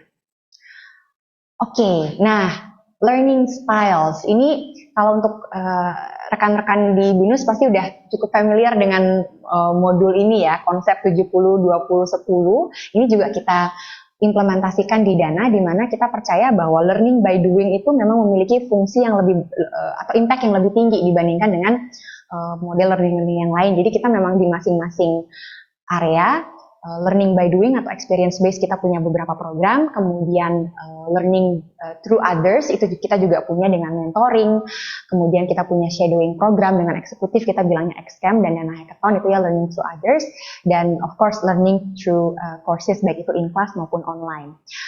Yang mungkin spesial buat saya dalam konteks learning di sini adalah saya bisa bilang lebih dari 90% program-program yang kita lakukan learning di Dana itu adalah program yang kita buat sendiri. Jadi semua program-program ini kita tidak menggunakan konsultan. Jadi teman-teman di HR team yang benar-benar crafting everything from the scratch. Kita juga piloting dan dapat buy-in dari tim senior leaders juga gitu ya. Jadi memang semuanya kita cook sendiri sesuai dengan kebutuhan kita. Dan ini juga jadi kesempatan untuk teman-teman HR kita juga untuk bagaimana think as a consultant gitu. Mereka benar-benar bikin sesuatunya tuh sendiri gitu loh. They cook all of the ingredient-nya by themselves untuk bisa serving learning di Dana. Oke. Kita juga ada beberapa learning tools, kompetensi matrix ini menjadi salah satu hal yang penting dan decision making tools kita juga gitu ya. Ketika kita mau membuat program development, ketika kita mau memutuskan untuk mempromosikan seseorang, itu menjadi salah satu faktor penentu kompetensinya seseorang. Kita punya digital learning platform dan kita ada learning rewards program juga, kita bilangnya agent of dollar atau doyan belajar gitu. Nah, pengalaman menarik tentang implementasi agent of dollar di sini di Dana, kita belajar bahwa Dana Match itu sangat suka kompetisi. Ya, jadi mau sekompetisinya sekecil apapun, pokoknya partisipasinya akan selalu tinggi gitu ya. Jadi kita benar-benar membuat program juga pasti ada proses gamification-nya gitu ya. Dan ini juga bisa dicontoh, tidak harus menggunakan beli tools mahal-mahal gitu ya. Contoh kecil kayak kita misalnya punya satu matrix, siapa yang juara 1, 2, 3 itu dashboardnya di-share di email atau di chat grupnya perusahaan, itu juga akan bisa mendrive engagement dan partisipasi gitu. Jadi ada banyak sekali contoh-contoh model gamification yang sederhana yang bisa untuk mendrive behaviornya orang supaya bisa lebih berpartisipasi gitu ya. Karena kalau kompetisi itu biasanya yang saya lihat, nggak apa-apa lah nggak juara 1, tapi asalnya nggak juara bontot, nggak yang paling terakhir misalnya. Nah itu juga sangat-sangat psikologi yang bisa dimanfaatkan untuk bisa mendrive engagement di kantor. Oke, ini juga penting sih. By the end of the day, ketika tadi saya bilang perannya HR itu sangat penting untuk mendrive perubahan, salah satu weaponnya adalah data. Ya, jadi nggak bisa hitung kancing ketika kita bilang, oh pakai program yang mana ya, oh bagusnya ini, feelingnya kayaknya enakan begini gitu, kan kita bukan cenayang gitu. Jadi penting untuk membangun kredibilitas kita sebagai HR profesional dan juga bagaimana kita bisa mendrive change yang lebih bagus lagi itu adalah melalui data. Nah, kita memiliki beberapa matrix yang di dalam people dashboard kita untuk mengukur performance dan juga untuk bisa mempredik dan memberikan justifikasi kenapa harus A, kenapa harus B, dan mengukur impact dari program kita. Nah, beberapa matrix itu saya yakin di masing-masing perusahaan bisa jadi akan berbeda-beda gitu ya. Tapi mana yang penting, matriks yang penting itu bisa dipilih karena semuanya pasti saya yakin bisa diukur. Cuma kita bisa memilih memfokuskan pada metrik atau measurement mana yang relevan untuk perusahaan kita. Di Dana kita mengukur turnover. People Risk Index itu salah satunya adalah turnover rate. Nah, sekarang kita itu di angka 9% di tahun ini, dan saya bisa melihat pergerakannya memang dinamikanya dari awal Dana berdiri, itu memang yang paling tinggi itu adalah di tahun, kalau nggak di tahun lalu, di 2 tahun yang lalu ya, ketika pandemi itu memang ada challenge-nya lumayan tinggi gitu, kita sekitar 15% turnover, tapi walaupun dibandingkan dengan industri di mana rata-rata di atas 20 tahun memang masih bisa dibilang baik gitu ya, tapi effortnya juga sangat empot-empotan itu untuk menjaga turnover. Dan kenapa ini penting di Dana? Karena sebagai perusahaan kita tahu karakteristik talent kita itu susah untuk dicari ya. Dan dengan tadi banyak yang bilang fast pace dan sebagainya, itu benar. Jadi ketika memang ada turnover, itu disruption terhadap operation itu pasti akan terjadi. Jadi kalau mungkin di beberapa perusahaan saya nggak peduli turnover 30%, 40% saya bisa ganti dalam waktu seminggu gitu misalnya atau 1 bulan, dan itu nggak apa-apa gitu ya, it's okay. Atau di satu function memang turnovernya memang benar-benar tinggi banget, kita bisa langsung replace dengan cepat gitu. Tapi kalau di Dana turnover itu matters karena itu bisa berpengaruh kepada disruption kita dengan fast paced working environment di Dana. Nah, kita juga men-track dan meng-compare di industri ya, bahwa kalau di-compare dengan Indonesian market dan juga global market, average tenure karyawan Dana itu memang lebih tinggi. Gitu. Kalau di mana namanya? Di Indonesia itu hampir 3 kalinya, kalau di global itu 2 kali lipat lebih lama orang stay di Dana. Dan bisa kelihatan di sini bahwa betapa kencangnya market di Indonesia itu terhadap digital talent. Ini di Indonesia orang lebih gampang resign, orang tech talentnya lebih gampang resign di Indonesia. Bahkan dibandingkan dengan di luar negeri, gitu ya. Sebegitu kencangnya persaingan di market. Nah, salah satu indikator lain juga adalah tentang bagaimana kita melihat talent growth rate, ya itu bisa dilihat bahwa secara organik bagaimana kita mendevelop talent kita dari dalam itu menjadi leader, lebih dari 60% leaders kita grow dari dalam. Sisanya 39% kita hire dari eksternal. Ya nggak mungkin semuanya dari dalam gitu ya, karena kita perlu fresh blood, kita perlu beberapa expertise yang mungkin kita perlu beli lebih udah jadi dari market, tetap perlu ada external hiring. Dan di sini kita juga mengukur bagaimana level satisfaction alumni kita juga melalui exit interview dan beberapa gathering yang kita lakukan. Terkait flexibility, kita juga mengukur office saving cost. Jadi dengan adanya flexible arrangement ada beberapa cost saving yang kita lakukan dari sisi premis kita gitu ya, di office management atau di GA.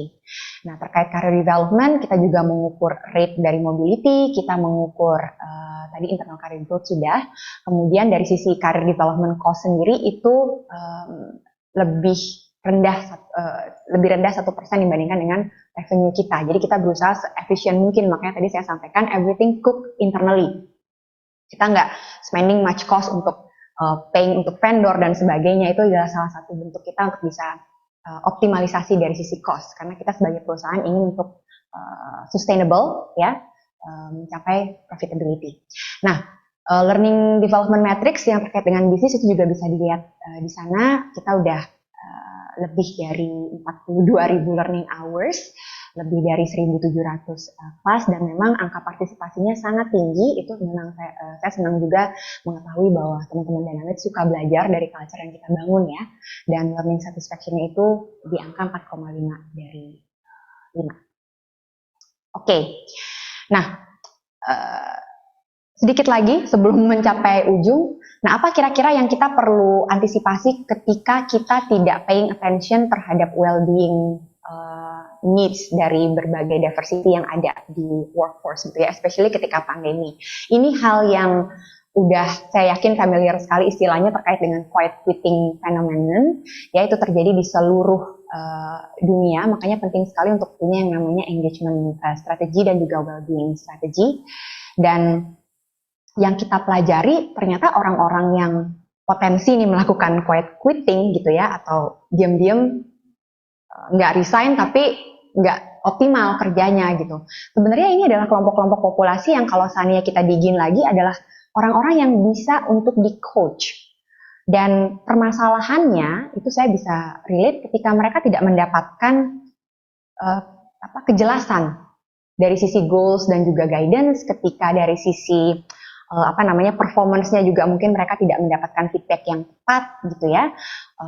Kemudian mungkin manajersnya juga terlalu distance gitu ya. Itu juga perlu diperhatikan gitu. Jadi jangan langsung karena quiet quitting udah kamu pergi aja dari perusahaan gitu. Jadi kita perlu lebih bijak lagi untuk menyikapi populasi-populasi yang udah jelas motivasinya turun ini. Bagaimana kita bisa ajak ngobrol, kita approach, dan juga kita bisa melihat apa sebenarnya root cause-nya. Kadang-kadang sangat-sangat masih bisa untuk diselamatkan gitu, karena ini tipe-tipe yang engagement-nya udah sangat-sangat drop nih dibandingkan dengan yang tadi ya. Nah, sedikit pengalaman juga ketika kita dealing dengan emergency situation di masa pandemi kemarin, dan ini sangat berkaitan sekali dengan quiet quitting ya gitu, karena orang-orang pada di rumah, pada takut semuanya. Bagaimana kita punya strategi untuk bisa menjaga itu. Jadi dari awal sekali ketika kita prepare ada strategi punya business continuity team, kita fokus pertama kali itu bagaimana kita stopping the bleeding gitu. Jadi nggak usah mikirin yang strategi macam-macam. Pokoknya bagaimana kita fokus pada bantu karyawan dapetin oksigen misalnya. tracking siapa yang sakit. Jadi benar-benar fokus semua resource terkait dengan well-being itu harus difokuskan ke sana gitu. Fokus ke change strategi, mana prioritas yang mungkin sebelumnya nggak bisa harus dilakukan, tapi ternyata kita harus change strategi. Itu strategi yang pertama, stop the bleeding dulu. Nanti akan ada transisi sampai dengan ke fase adapt to the new normal ya, itu juga perlu ada fokus-fokusnya sendiri. Tapi ini bisa dijadikan reference. Kita ambil dari salah satu artikelnya Dave Ulrich tentang bagaimana kita bisa adapting model ini, dan apa yang kita lakukan dari 5 fase itu akan berbeda-beda sekali strateginya. Saya juga perlu highlight di bagian sini yang benar-benar kita lakukan sangat-sangat intensif, itu adalah di fase ambulans, ya, transisi dan support ketika banyak perubahan yang terjadi. Saya ingat di masa-masa itu ada perubahan yang kita lakukan. Ada benefit yang kita perlu freeze, tapi dengan catatan bahwa kita komit untuk tetap eksis dengan karyawan yang sekarang, yang namanya THR, benefit kesehatan yang core itu benar-benar kita fokuskan, mereka tetap harus dapat, tidak ada delay dalam pembayaran, kita tidak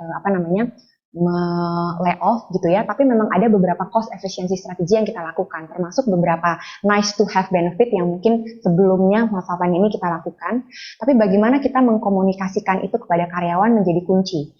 Jadi Chief HR saya dan seluruh HRBP itu datang ke semua unit. Kita adakan town hall, kita sharing bagaimana challenge kita, dan kita sampaikan apa yang berubah, apa yang tidak. Itu udah berbelasan sesi tanya jawab lah ibaratnya ya. Yang kita dapat di situ adalah ketika kita paying attention untuk melakukan change management komunikasi yang tepat, terutama di fase-fase krisis, karyawan akan support. Mereka nggak komplain ketika ada beberapa kita nggak bisa hiring dulu gitu ya. Kemudian ada beberapa benefit yang kita nggak bisa untuk kasih seperti yang sebelumnya gitu, makan-makan misalnya nggak ada lagi. Mereka justru bantu dan mereka mau untuk bisa melakukan efisiensi lebih baik lagi gitu. Nah itu yang menurut saya learning point terkait dengan engagement dan menjaga well-being dan komunikasi yang tepat ke karyawan. Oke, impact berikutnya pasti terkait dengan turnover. Ya, ketika kita not doing a good job about that, ini yang akan terasa sekali tentang Great Resignation. Dan saya yakin ini menjadi satu fenomena dan PR HR di seluruh Nusantara dan di seluruh dunia lah, untuk tetap menjaga turnover rate-nya juga tetap stabil. Gitu. Oke, I think that's all dari saya. Nanti ketika ada yang mau ditanyakan, kita bisa diskusi lebih lanjut ya. Terima kasih. Oke, terima kasih banyak Bu Ami, pemaparannya komprehensif sekali dalam waktu yang singkat ya, ini mungkin dalam waktu mungkin 60 menitan, tapi komprehensif. Kayaknya kalau bisa kayaknya butuh workshop nih Bu ya, biar kita bisa seharian dengerin Bu Ami untuk cerita ya di Dana itu. Saya yakin tadi banyak yang bisa dieksplor ya. Banyak yang bisa didetailkan tadi. Nah, mungkin nanti dari peserta sekarang ya momen Q&A session ya. Jadi Bapak Ibu silakan jika ada pertanyaan. Kalau mau tanya langsung bisa raise hand dan on cam. Kalau misalnya mau tanya dari kolom chat juga boleh dituliskan melalui kolom chat pertanyaannya. Apakah sudah ada yang bertanya di kolom chat?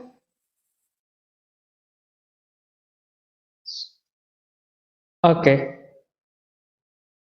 belum ada ya. Oke, mungkin sambil mikir ya, sambil mikir-mikirin nanya pertanyaannya apa, karena tadi banyak sekali yang bisa dieksplor. Nah, kalau tadi di materinya Bu Ami itu ada Dana Holistic Workforce Flexibility. Ya, itu tadi bahkan detail ya poin-poinnya, nggak cuma schedule-nya, tapi work mode-nya juga. Kemudian dari sisi physical place-nya fleksibel, sistemnya juga fleksibel. Tapi mungkin untuk bagi teman-teman dari seluruh Nusantara, dari beberapa perusahaan, banyak yang harus dikonsider untuk bisa menciptakan holistic workforce flexibility. Yang mungkin kalau cuma salah satu aja mungkin akan mudah. Tapi untuk bisa holistik kan pertimbangannya banyak. Financial cost-nya banyak. Monitoringnya gimana. Terus learning culture tadi untuk culture-nya kan yang sebelumnya harus di office, bisa remote, Ya. itu konsekuensinya banyak. Betul. Prosesnya Dana sendiri waktu mencetuskan holistic workforce flexibility ini, dulu perjalanannya sampai sekarang bisa diterapkan 100% tuh gimana sih tipsnya dari Bu Ami? Mungkin yang nanti mau meniru ya di kantornya boleh. Saya bisa bilang bahwa the holistic approach tadi itu nggak satu malam jadi gitu ya.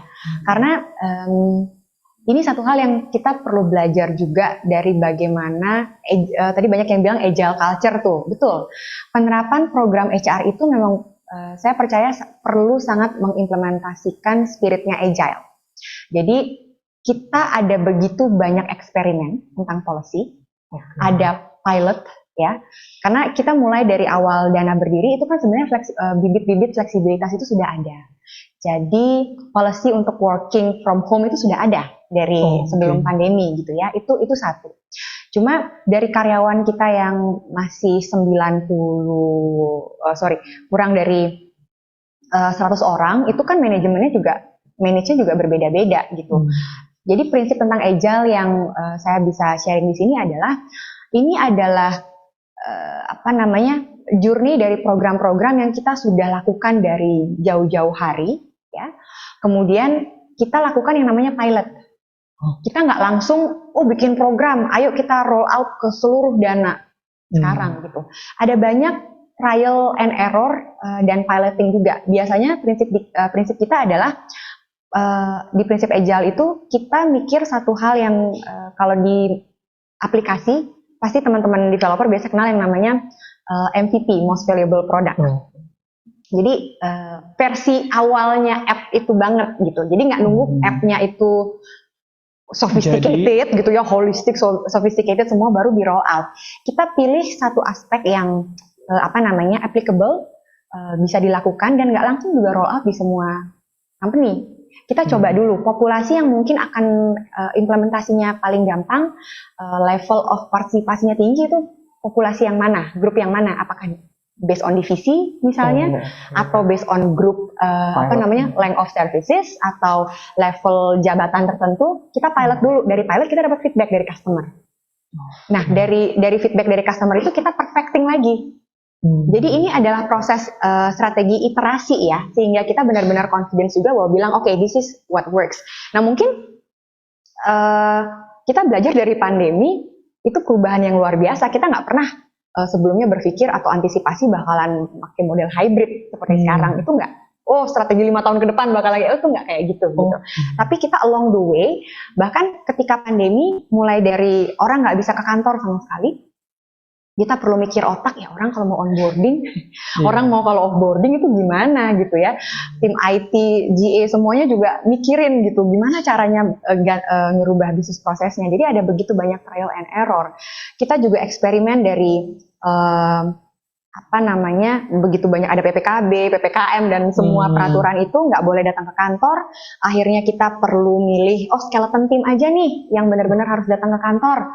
Oke, kita coba trial. Kita coba pakai model grouping. Kita bagi karyawan menjadi 3 A, B, C misalnya. Kita tes hasilnya kayak gimana. Nggak efektif. Kita coba lagi pakai kuota. Coba deh, semakin kesini udah lebih aman. Kita minta dalam waktu berapa, 3 bulan misalnya karyawan untuk datang at least 12 hari deh ke kantor. Coba hasilnya kayak gimana, berapa banyak yang fulfill gitu. Sampai akhirnya sekarang kita punya policy yang lebih firm. Itu ada memang jumlah hari yang karyawan itu harus datang ke kantor. Kita nggak tentuin waktunya hari apa aja, tapi dalam waktu 3 bulan, 1 quarter itu karyawan harus ada di kantor sebanyak X hari. Gitu ya. Dan kenapa kita lakukan itu? Kita kasih fleksibilitas, tapi face-to-face interaction itu tetap penting buat kita. Karena kita belajar di pandemi, level engagement, orang-orang yang kita baru hire, yang belum punya temen nih, angkatan pandemi gitu ya, itu level engagementnya paling rendah. Ketika masuk ke kantor pakai masker, nggak tahu ini siapa, gue ajak ngomong, nggak kenal gitu, dan turnovernya juga lebih tinggi karena level of engagementnya juga drop gitu. Dan di situ kita belajar bahwa people can work anywhere, tapi kita tetap perlu coordination time di kantor. Yang itu tidak bisa tergantikan. lebih gampang nanti tinggal colek gitu daripada ntar nunggu boleh nggak ditelepon lagi di mana, itu consume waktu sendiri gitu. Tapi kalau saya di kantor lebih cepat koordinasinya. Dan dari policy itu kita juga menerapkan carrot and stick ya. Ketika ngomongin policy ya ada konsekuensinya gitu. Kita sudah siap dengan konsekuensi ketika teman-teman ada yang tidak mau berubah nih. Wah nggak mau, gue mau kerja 100% di rumah. Well, maybe that Dana is not the right workplace for you, karena policy kita ekspektasinya kayak gini gitu. Dan itu kita mengalami masa transisi ya. Orang-orang kita kasih waktu yang dari daerah untuk kembali ke Jakarta. Saya salah satunya gitu, karena saya sempat di keluarga di Bali juga waktu itu ada transisi untuk dengan policy yang baru. Tapi ada beberapa yang benar-benar memang tidak mau untuk adapt ke perubahan tersebut gitu, dan mereka memilih untuk resign, dan HR dan manajemen take the risk untuk itu. Dan even buat beberapa yang kita udah tahu nih nggak konsisten, nggak memenuhi kriteria gitu ya, itu ada sanksinya, warning letter gitu. Jadi apalagi ibaratnya yang kayak sekarang tuh missing in action gitu ya, healing hilang gitu misalnya, itu perlu ketegasan. Jadi prinsip kita, we trust all people are good. Tapi ketika ada inkonsistensi, leader saya juga kita ajarkan bahwa tim kamu yang healing hilang itu mereka harus punya tanggung jawab gitu. Dan yang namanya sanksi, disciplinary action itu adalah satu konsekuensi. Jadi following the policy ada konsekuensinya. Nah, ini menjawab mitos yang tadi ya, di startup bisa ngapain aja sebebas-bebasnya, tapi bisa. Harus take responsibility, betul. Bebas bertanggung jawab. Ya. Kerja bisa dimanapun, tapi ada beberapa yang tidak bisa ditabrak, misalnya pertemuan onsite, harus ketemu face to face secara langsung. Betul. Kemudian proses memulainya juga brick by brick ya, berarti ditata dulu, ada pilotnya juga. Tadi di pilot dulu, dilihat dulu, lihat feedbacknya. Ya.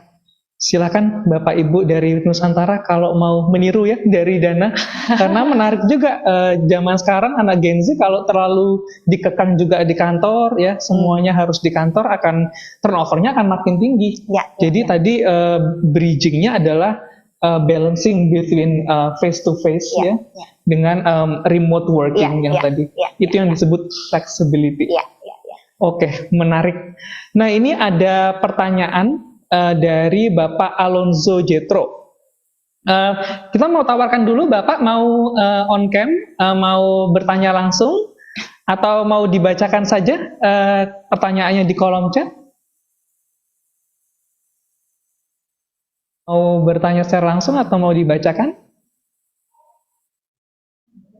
Dibacakan aja, oke. Ya, ini dari Bapak Alonso Jetro, pertanyaannya adalah, saya kerja fully remote tanpa dedicated co-working space. Tantangannya hubungan antar departemen kacau, karena kurang mudah komunikasi dan saling lempar tanggung jawab. Apakah ada suggestion untuk hal ini? Mungkin juga pernah dialami di Dana? Oh ya. Terima kasih Pak Alonso ya gitu. Ini permasalahan klasik sih memang ketika satu kelompok itu tidak kenal satu sama lain gitu ya, nggak kohesif, itu hal-hal seperti ini akan sangat mudah sekali terjadi gitu. Ya kalau dari pengalaman kita, apakah pernah? Oh pasti pernah dalam hal yang namanya karyawan, tadi saya bilang 900 ada kepala, 900 kepala versus cuma sebelumnya kurang dari 100 kepala, itu berasa banget impact-nya gitu. Sekali yang ngomong itu bisa langsung understand gitu. Kita perlu lakuin komunikasi berkali-kali, yang namanya over communication itu menjadi sangat penting.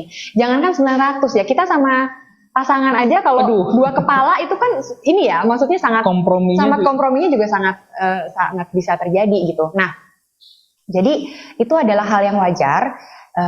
Suggestion saya memang mungkin perlu dipertimbangkan untuk ada sesi di mana kalau memang tidak ada tempat fisik yang konsisten, mungkin perlu disarankan tim itu diketemukan di dalam satu sesi ya, team building atau ada meeting yang bersama lah, paling nggak setahun sekali, atau mungkin dicoba dulu ya. coba setahun sekali atau mungkin nanti bisa dikembangkan menjadi 3 bulan atau 6 bulan sekali gitu loh. Jadi ada interaksi dan juga pengenalan di dalam satu tim gitu. Karena kalau pengalaman kita di Dana kan kita lumayan intensif ya. Sebelum karyawan itu join, fase onboarding sendiri ada khusus timnya yang menangani onboarding gitu. Jadi bagaimana dia bisa berintegrasi, punya grup-grupnya sendiri gitu ya. Dan komunikasi tentang culture itu sangat dilakukan berkali-kali. Di setiap kali sesi itu ibaratnya udah siraman rohaninya dari HR itu sudah berkali-kali gitu. Dan itu yang menurut saya bisa dijadikan salah satu praktis. Tapi mungkin kalau tidak memungkinkan punya satu tempat yang fix, coba disarankan untuk ketemu lah paling nggak setahun sekali untuk bisa alignment antar tim gitu ya.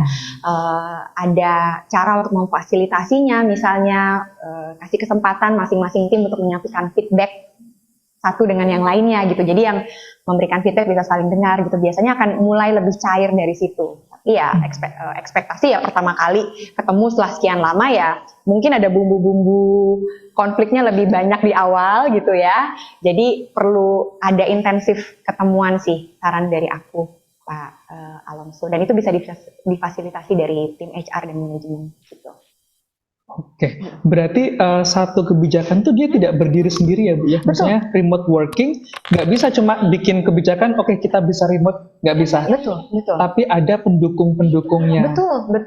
Kalau remote working ternyata Zoom-nya bermasalah, internet bermasalah, nanti komplain kayak saya nggak punya nggak cukup buat beli kuota. Nah itu juga satu benefit yang kita implementasi di tahun 2020. Kita khusus satu punya allowance memang untuk internet gitu. Tapi memang nggak seterusnya, kita rubah lagi. Tapi untuk di fase itu karena nggak bisa pakai internet kantor ya, kita expect orang untuk punya facility kan. Itu juga perlu dilihat. Kalau kayak tadi ternyata stick and carrot-nya nggak jelas gitu, orang pasti akan take it for granted gitu. Yang hilang itu bakalan tambah banyak, itu nggak di luar monitoring, jadinya itu perlu disupport sih. Jadi saling terintegrasi. Saling terintegrasi ya, engagementnya dibangun. Betul. Bahkan tadi ada tim HR khusus untuk onboarding ya.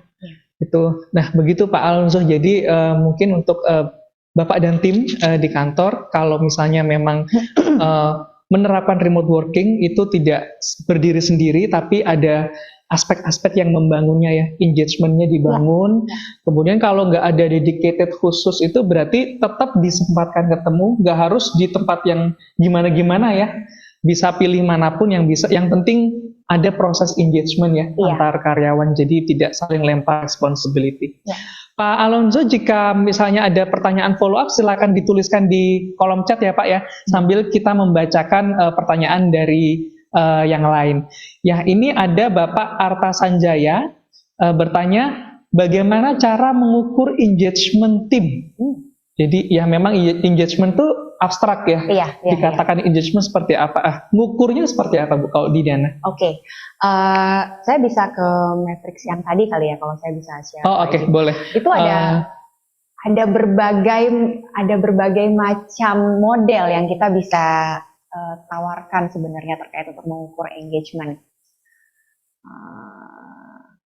Dan saya akan menyarankan bahwa engagement itu tidak hanya diukur dari satu metrik saja. Ya, tapi mungkin 2-3 lah untuk bisa mendapatkan data yang lebih komprehensif. Jadi yang pertama adalah memilih matriks kuantitatif yang bisa dipertanggungjawabkan. Kita bisa, kalau di Dana itu kita pakai Dana Excitement Index. Nah itu adalah salah satu indeks tahunan kita yang kita pakai untuk melihat satisfaction dan juga engagement-nya karyawan kepada perusahaan. Ya, itu yang pertama. Di masing-masing perusahaan bisa membuat model yang beragam sih tentang ini. Nah, yang lain yang saya juga akan perlu untuk rekomendasikan engagement-nya adalah turnover. Kenapa ini penting untuk dilihat adalah kita bisa melihat turnover itu ada pattern yang kita bisa lihat. Turnover bukan cuma perusahaan aja ya, tapi di masing-masing unit. Bahkan kita bisa lihat per masing-masing manajer. Kalau manajer ada punya 10 tim, 50%-nya hilang gitu ya, itu udah harus jadi tanda tanya gitu. Ada apa gitu ya. Belum tentu permasalahannya di situ, tapi sebagai HR kita udah bisa ngelihat apakah ada pattern atau ada satu kesinambungan antara data hasil exit interview, hasil observasinya HR di luar itu, atau biasanya HR pasti punya kuping di mana-mana lah ya, dan itu kita bisa jadikan dasar untuk melihat, oh ini tidak ada kelekatan nih di timnya, easy for them to lepas. Nah, selain itu, saya juga akan merekomen hal lain, yaitu performance matrix, individu atau group performance matrix. Karena logikanya, korelasinya adalah tim yang engage, performance-nya bagus. Gitu. Jadi ketika ada red flag-nya di situ, itu perlu buat dilihat. Jadi saya makanya merekomen beberapa faktor ya. Bisa jadi timnya happy-happy aja, ya suka happy-happy karena suka makan siang bersama saja gitu, tapi tidak suka bekerja bersama, itu juga perlu dilihat ya. Jadi ada matriks terkait sama HR dan ada matriks yang terkait dengan business performance. Itu yang rekomendasi saya terkait dengan bagaimana mengukur engagement di perusahaan. Oke. Nah ini silakan tadi Pak Arta ya untuk screen capture tadi untuk performance matrix-nya. Nah ini bisa di screen capture, nanti bisa nyontek ya dari sini kalau misalnya mau per engagement dari tim. Oke, Pak Arta, jika ada pertanyaan lanjutan boleh nanti ditulis di kolom chat ya, sambil kami move on ke pertanyaan lain.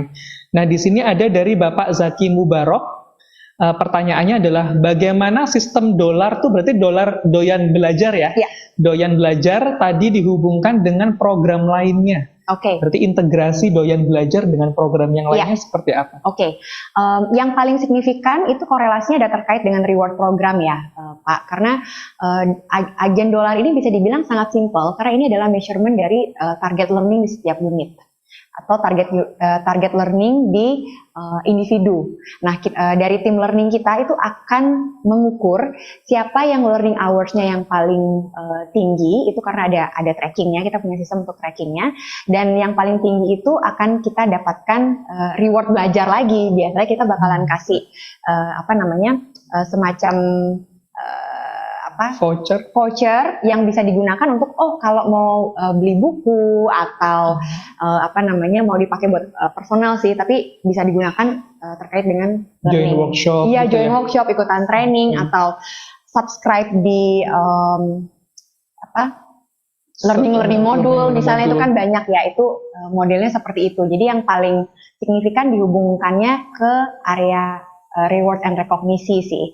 Dan biasanya agent of dolarnya ini kita akan tampang di perusahaan. Ini yang biasanya yang tiap bulan nanti bakalan ada all star champion yang setiap tahun itu siapa gitu. Nah itu jadi rekognisinya karyawan juga secara publik, dan itu menjadi salah satu reference ke line manager mereka, karena ada aspek learning culture di performance management kita di setiap 6 bulannya. Itu menjadi salah satu reference ketika ingin memberikan skor atau memberikan feedback ke tim gitu, karena dia dapat rekognisi secara publik gitu.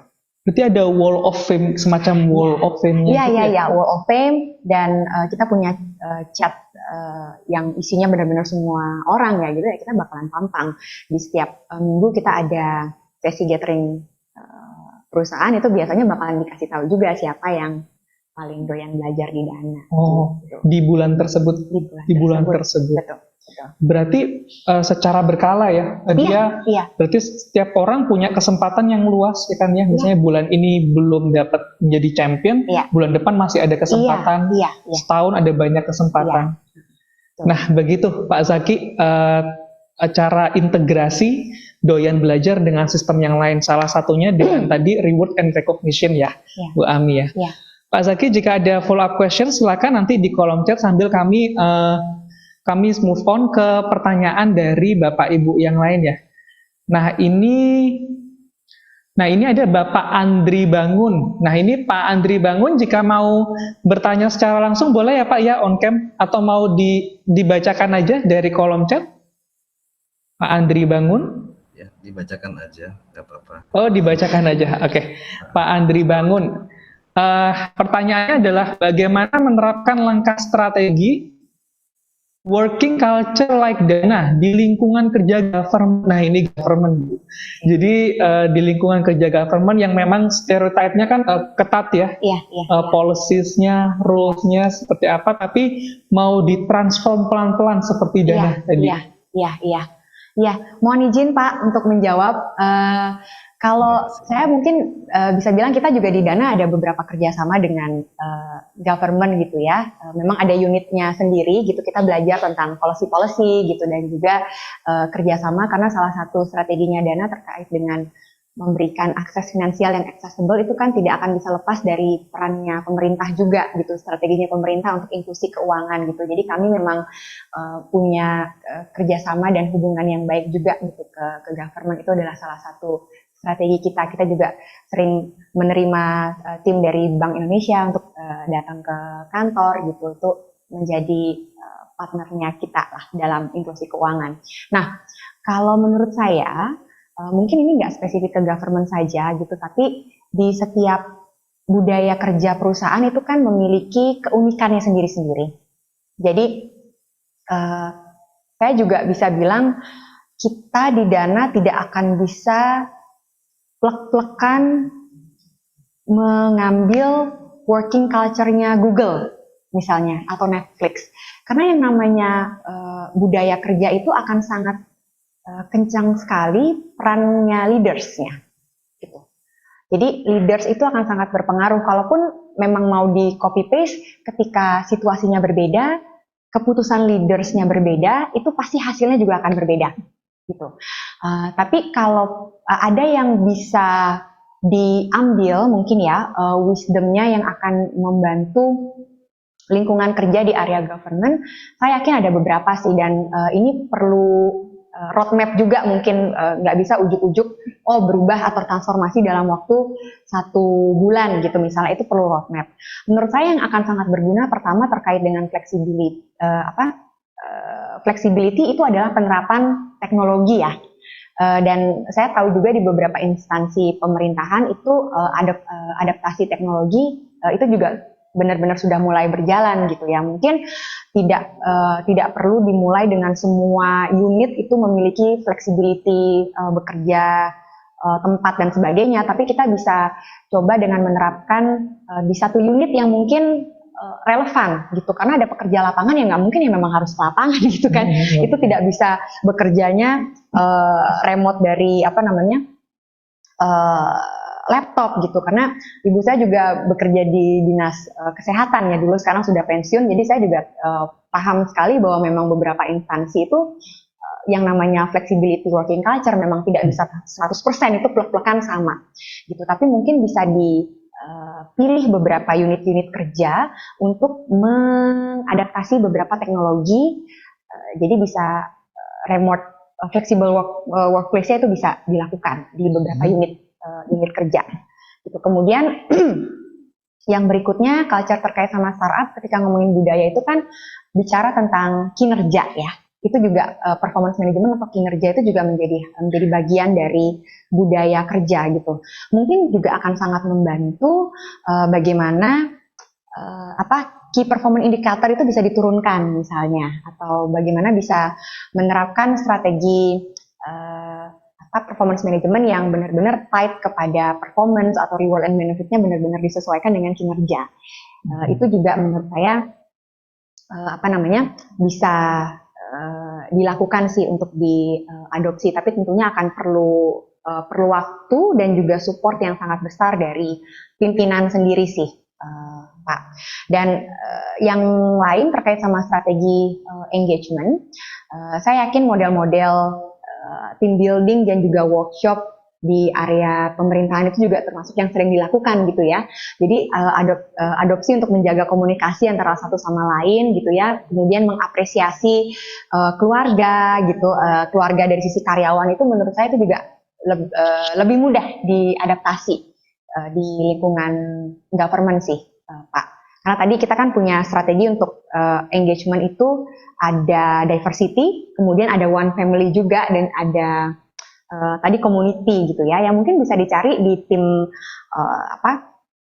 di timnya di government sendiri itu apakah yang menjadi hobi-hobinya di tim. Mungkin beda kalau di kita mungkin sukanya drama Korea atau sukanya yang main game online gitu, tapi mungkin kalau di di tempat Bapak itu akan berbeda, misalnya hobinya itu bisa disesuaikan dengan customer atau employee-nya sendiri, kemudian bisa ada strategi untuk bisa membangun relationship dengan keluarga gitu ya, ada family day misalnya, saya yakin itu juga akan sangat bisa dilakukan, atau mungkin ketika Hari Anak Nasional itu juga beberapa acara terkait dengan engagement keluarga perusahaan itu juga bisa dilakukan sih menurut saya yang applicable. Itu Pak, semoga membantu. Baik, terima kasih Bu Putu. Ya. Ada pertanyaan follow up Pak dari Pak Andri Bangun? Sementara cukup ya, karena terlalu luas, banyak gitu waktunya nggak cukup. Banyak. Nanti next moment deh. Terima kasih. Mudah-mudahan kita bertemu lagi ya Bu. Baik Pak. Terima kasih banyak Pak Andri. Terima kasih sama-sama.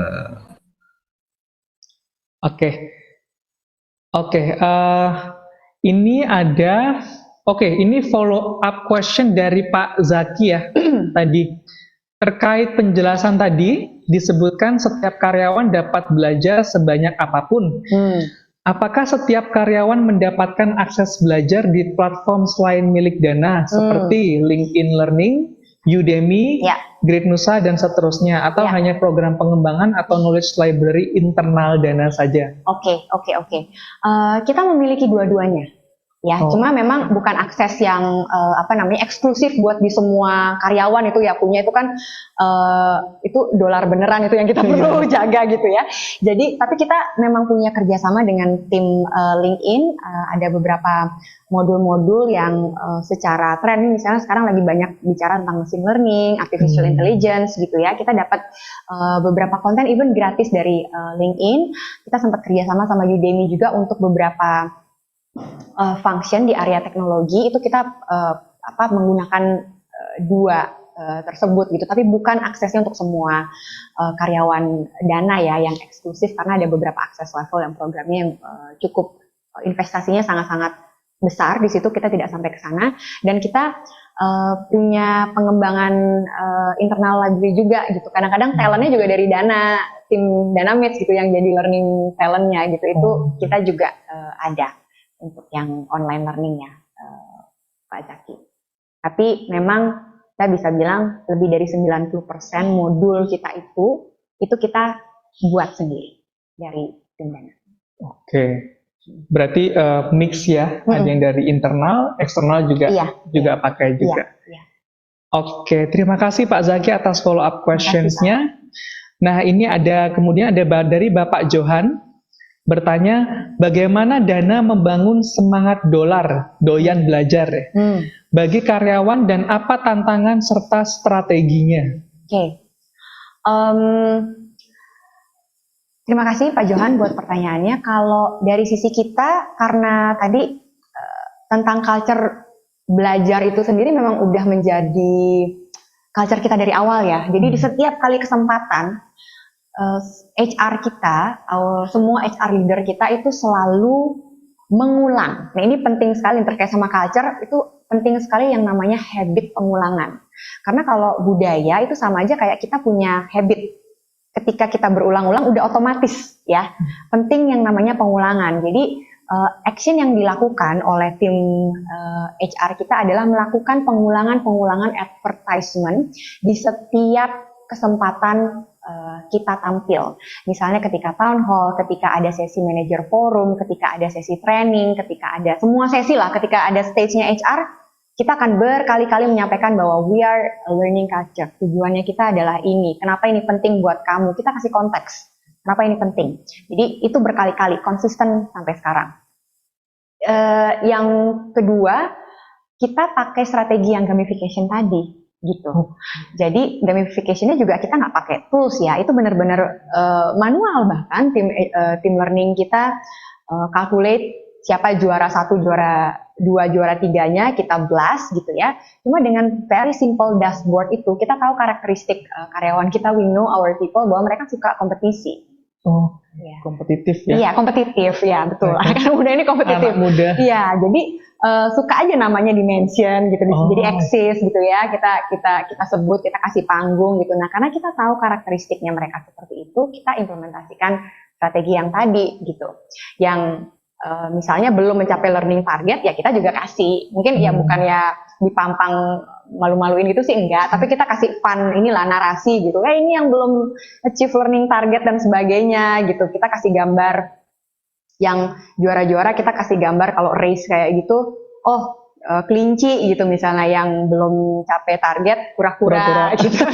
Jadi ini yang grup yang kura-kura nih misalnya. Jadi beberapa nudge yang fun seperti itu sesuai dengan audiensnya kita pakai gitu. Cuma memang mungkin challenge-nya sendiri ya saya harus akui sangat terbantu dengan karakteristik kompetitifnya tadi. Kita tidak terlalu mendapatkan challenge bahwa karyawan tuh nggak mau belajar ya gitu. Karena measurement-nya sendiri participation rate program-program kita 99%. Jadi memang by design juga dari awal udah direcokin terus-terusan tuh belajar dan kita kasih kesempatannya dan program-program buat mereka. Paling mungkin challenge-nya bukan karena orang tidak mau belajar, tapi karena katanya kerjaannya banyak. Jadi, kapan ya waktunya mau belajar lagi, tapi ada meeting gitu. Jadi mungkin itu prioritas waktu gitu. Cuma yang saya sering sampaikan kalau ada yang ngomong seperti itu, sekarang kan modul belajar udah banyak ya, nggak perlu belajar sampai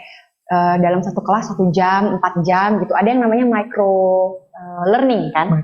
Ya, udah tinggal ketik Google atau lihat di platform di YouTube juga orang bisa belajar sekarang gitu. Jadi ketika teman-teman bilang nggak ada waktu buat belajar, saya bilang sama mereka saya nggak percaya gitu. Kamu nunggu bus, nunggu kereta lagi di dalam taksi atau di dalam angkutan umum daripada nonton yang lain, bisa dipakai waktunya nunggu 15 menit tiap hari buat belajar gitu. Jadi ketika kita bilang nggak ada waktu, itu sama aja bilang kayak, this is not a priority for me gitu. So ada waktunya kalau mau dicari gitu. Lagi minum kopi misalnya di bawah, bisa sambil dengerin podcast 5 menit, nggak perlu 1 jam gitu ya. Jadi ketika kita sampaikan itu, anak-anak nyadar, oh ya benar juga, 10 menit gue bisa belajar gitu. 15 menit bisa belajar, 20 menit bisa belajar. Itu sih, tinggal dicari waktunya aja yang tepat buat kita gimana. Oke, tadi pertanyaan Pak Johan ya sudah terjawab. Pak Johan jika ada follow up question silakan ya nanti ditulis di kolom chat. Apakah ada pertanyaan lagi dari Bapak Ibu? Kita masih ada waktu ya kira-kira 8 menit lagi ya. Oke. Sambil menunggu dari follow up pertanyaan dari Pak Johan. Sampai level mana program dolar ini dibuat? Maksudnya level Pak Johan level grade job band-nya atau Bapak misalnya mau on cam untuk bertanya langsung kah dari Pak Johan? Silakan. Level ini kali ya. Ya, grading terima kasih Bu. Silakan Pak Johan. Ya. Saya menarik sekali penjelasannya tadi ya. Jadi culture-nya sudah terbangun dan saya rasa memang ini yang paling fundamental untuk bagaimana mendorong mereka untuk terus belajar gitu ya. Nah, kalau tadi dijelaskan bahwa memang di awal kita harus melepaskan stigma bahwa masing-masing generasi itu punya satu situasi yang mungkin menjadi penghambat, tetapi sebenarnya program dolar ini disiapkan oleh Dana atau dibuat untuk level mana secara struktural di Dana, apakah hanya di level tertentu atau sampai di level top management, karena pertumbuhan dan proses pengembangan itu kan tidak hanya dituntut di level bawah saja, tetapi leader pun harus jadi contoh dalam hal ini. Betul Pak, betul sekali. Terima kasih Pak untuk pertanyaannya. Jadi ada 2 hal yang mungkin saya bisa komen ya. Yang pertama tentang sampai di level mana. Level ini, di program dolar ini kita lakukan di luar eksekutif tim ya Pak, di luar level direktur kita gitu. Karena ini kan lebih kepada hygiene factor yang diukur itu adalah learning hours. Jadi kalau kita juga belajar di tim learning profesional, pasti kalau mau mengukur learning itu mulai dari yang levelnya berapa sampai dengan impact to business gitu. Nah ini kita memang level hygiene factor untuk kita lihat yang kuantitatif dulu deh gitu, dilakukan atau tidak, berapa banyak dilakukan. Nah itu kita lakukan untuk semua karyawan di luar eksekutif tim kita gitu. Nah karena itu buat goalnya memang berbeda gitu. Nah kalau untuk eksekutif tim, bagaimana kita bisa menchampionkan mereka sebagai learning champion ya Pak ya? Itu ada dua yang ada tiga yang kita lakukan. Yang pertama adalah eksekutif mentoring program. Jadi semua eksekutif member kita, termasuk juga CEO kita, itu harus memiliki mentee cross function di Dana.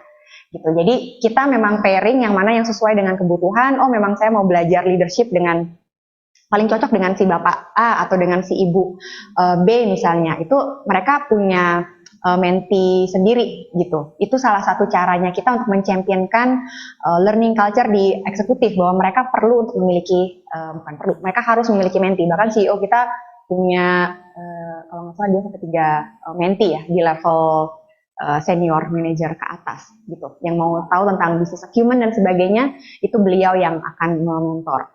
Kita juga punya program yang namanya eksekutif shadowing, di mana ini berisi shadowing program. Jadi para suksesornya di level eksekutif itu dikasih kesempatan dalam waktu 3 bulan untuk benar-benar duduk dan hadir di meetingnya eksekutif tim. Jadi mereka mengobservasi bagaimana meeting itu terjadi, bagaimana atasan mereka berperilaku dalam meeting, apa yang perlu dipersiapkan gitu ya. Dan dalam 1 bulan terakhir 3+1 itu mereka perlu untuk acting sebagai atasannya gitu. Jadi itu nomor 2, bagaimana kita memberikan kesempatan kepada eksekutif untuk mentransfer knowledge-nya mereka ke tim atau generasi di bawahnya mereka. Dan yang ketiga itu adalah sebagai internal training, karena semua eksekutif tim kita itu pasti sudah memiliki modul yang spesifik, memang skillsnya di area tertentu. Mereka perlu untuk menjadi internal fasilitator di modul-modul training kita. Gitu, termasuk CEO kita sendiri itu dia menjadi salah satu trainer untuk salah satu program kita yang namanya Dana Emerging Leaders Program. Ini adalah program khusus untuk teman-teman yang mau maju ke level manajerial. Kita kumpulkan mereka, kita siapkan dalam satu program gitu. Dan salah satu trainernya adalah beliau gitu. Jadi itu strategi kami untuk role modeling mereka sih di area learning, Pak. Semoga menjawab, Pak Johan. Ya, kasih Pak. Oke, baik. Terima kasih banyak Pak Johan atas pertanyaannya. Nah, ini ada pertanyaan lagi dari Ibu Etikawati. Ibu Etikawati, jika mau on cam juga boleh ya, Bu ya? Kalau misalnya mau bertanya langsung. Oke, kita bacakan saja ya, Bu Etikawati. Izin bertanya, bagaimana membuat mapping dolar setiap staff? Jadi doyan belajar untuk setiap staff mappingannya seperti apa pemetaannya? Oh oke. Pemetaannya ini mungkin maksudnya setelah dieksekusi kali ya, Iya, namanya. Jadi memang di setiap karyawan Dana itu memiliki target learning hours ya, Bu Etikawati. Jadi kalau seandainya saya tangkap pertanyaannya ini, ketika teman-teman melakukan proses pembelajaran, kita rekor pencapaiannya mereka berapa, kita biasanya akan membuat summary, siapa yang paling tinggi dari sisi individu dan siapa yang paling tinggi dari sisi tim ataupun divisi kita bilangnya gitu. Jadi akan ada juara per individu dan akan ada juga juara per divisi gitu. Nah, sebenarnya macam-macam sih analisanya yang kita bisa buat gitu, baik itu sampai yang selama ini kita lakukan in general adalah di 2 area tersebut, per individu dan juga per divisi.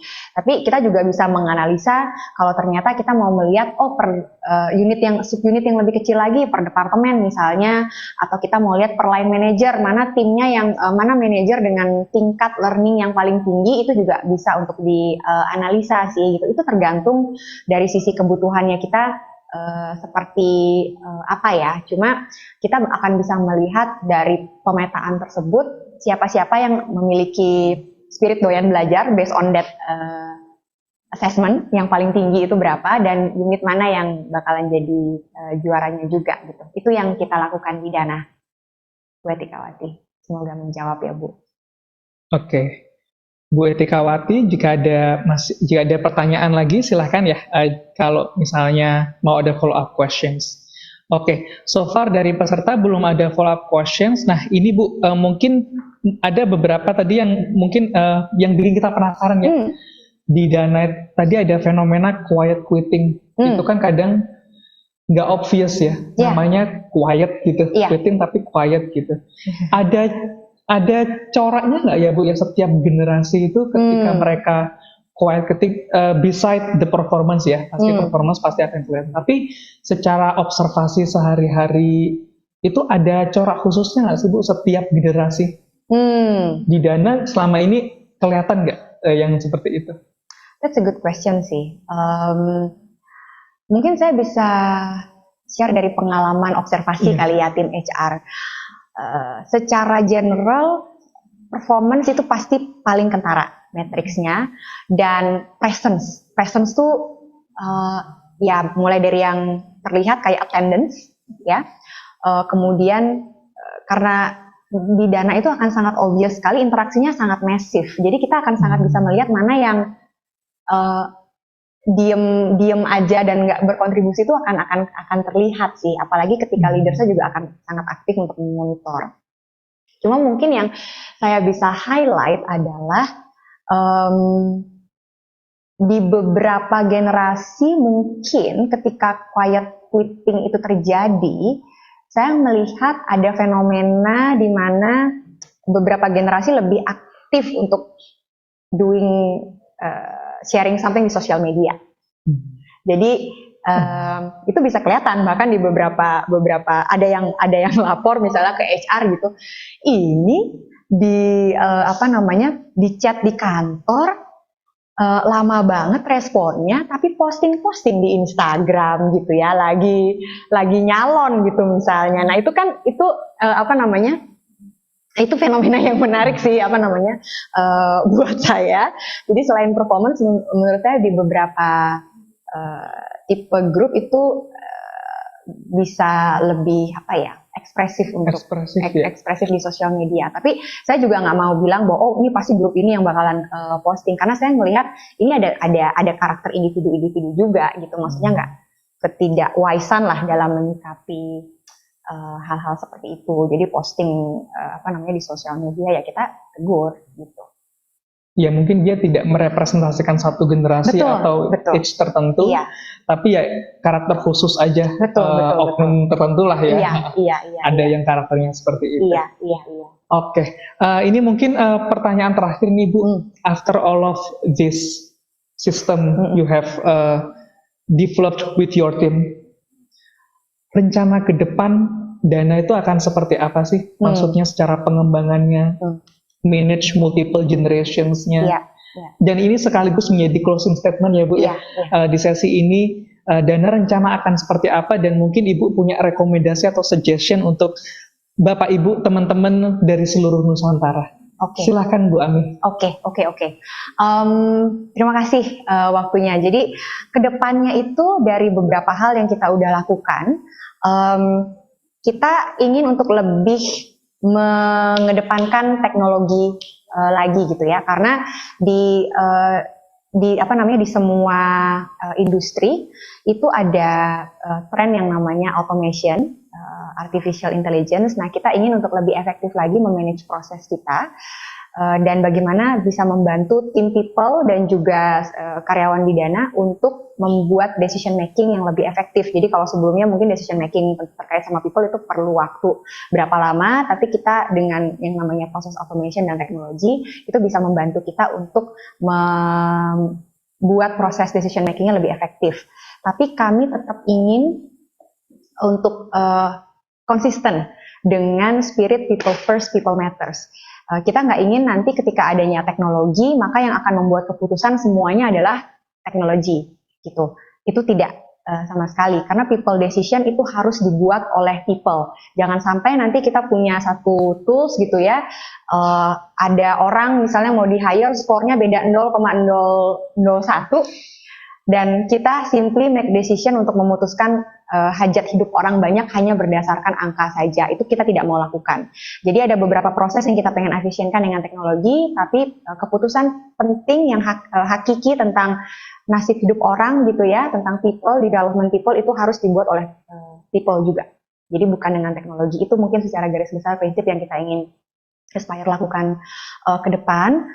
Kemudian closing statement dan apa yang mungkin bisa dilakukan oleh teman-teman di lapangan adalah saya akan merekomendasikan untuk start small. Kalau memang dirasa tadi banyak sekali materinya, ada banyak isu yang kita sharing gitu, cuma saya percaya dari sisi HR itu perlu untuk start sesuatu yang small, yang low hanging fruit lah, bisa untuk diimplementasikan, bisa kelihatan impact-nya dalam waktu dekat dulu. Dari situ akan bisa membangun kepercayaan ya dari manajemen, dari sisi karyawan. Oh, ada perubahan nih gitu, bisa kelihatan perubahannya. Nggak usah mikirin strategi yang terlalu besar, tapi kita pilih satu hal yang benar-benar dibutuhkan oleh customer kita, oleh karyawan kita, dibutuhkan oleh manajemen saat ini, maka perlu ada komunikasi. Tapi start satu hal yang small dan bisa dilakukan less than 1 bulan sih menurut saya gitu. Oke, start small ya Bu ya, start small, everything start with brick by brick ya. Seperti Dana tadi melakukan iterasi berkali-kali, semua tidak hanya dalam satu malam aja, tapi semuanya mungkin tadi dari 2020 ya, iterasinya dalam flexible working dan semua sistemnya. Oke, kami ucapkan terima kasih banyak Bu Ami atas sesi hari ini. Nah, dari BINUS Corporate Learning and Development ada satu token of appreciation. Mohon diterima ya Bu Ami. Terima kasih. Token of appreciation-nya berikut ini untuk Dana Indonesia. Terima kasih. Kami yakin, oke.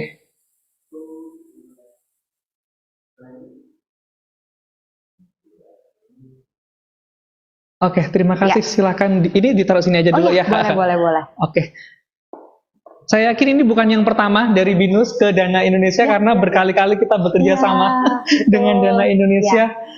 Terima kasih banyak atas waktunya Bu Ami, kesediaannya berbagi bersama kami.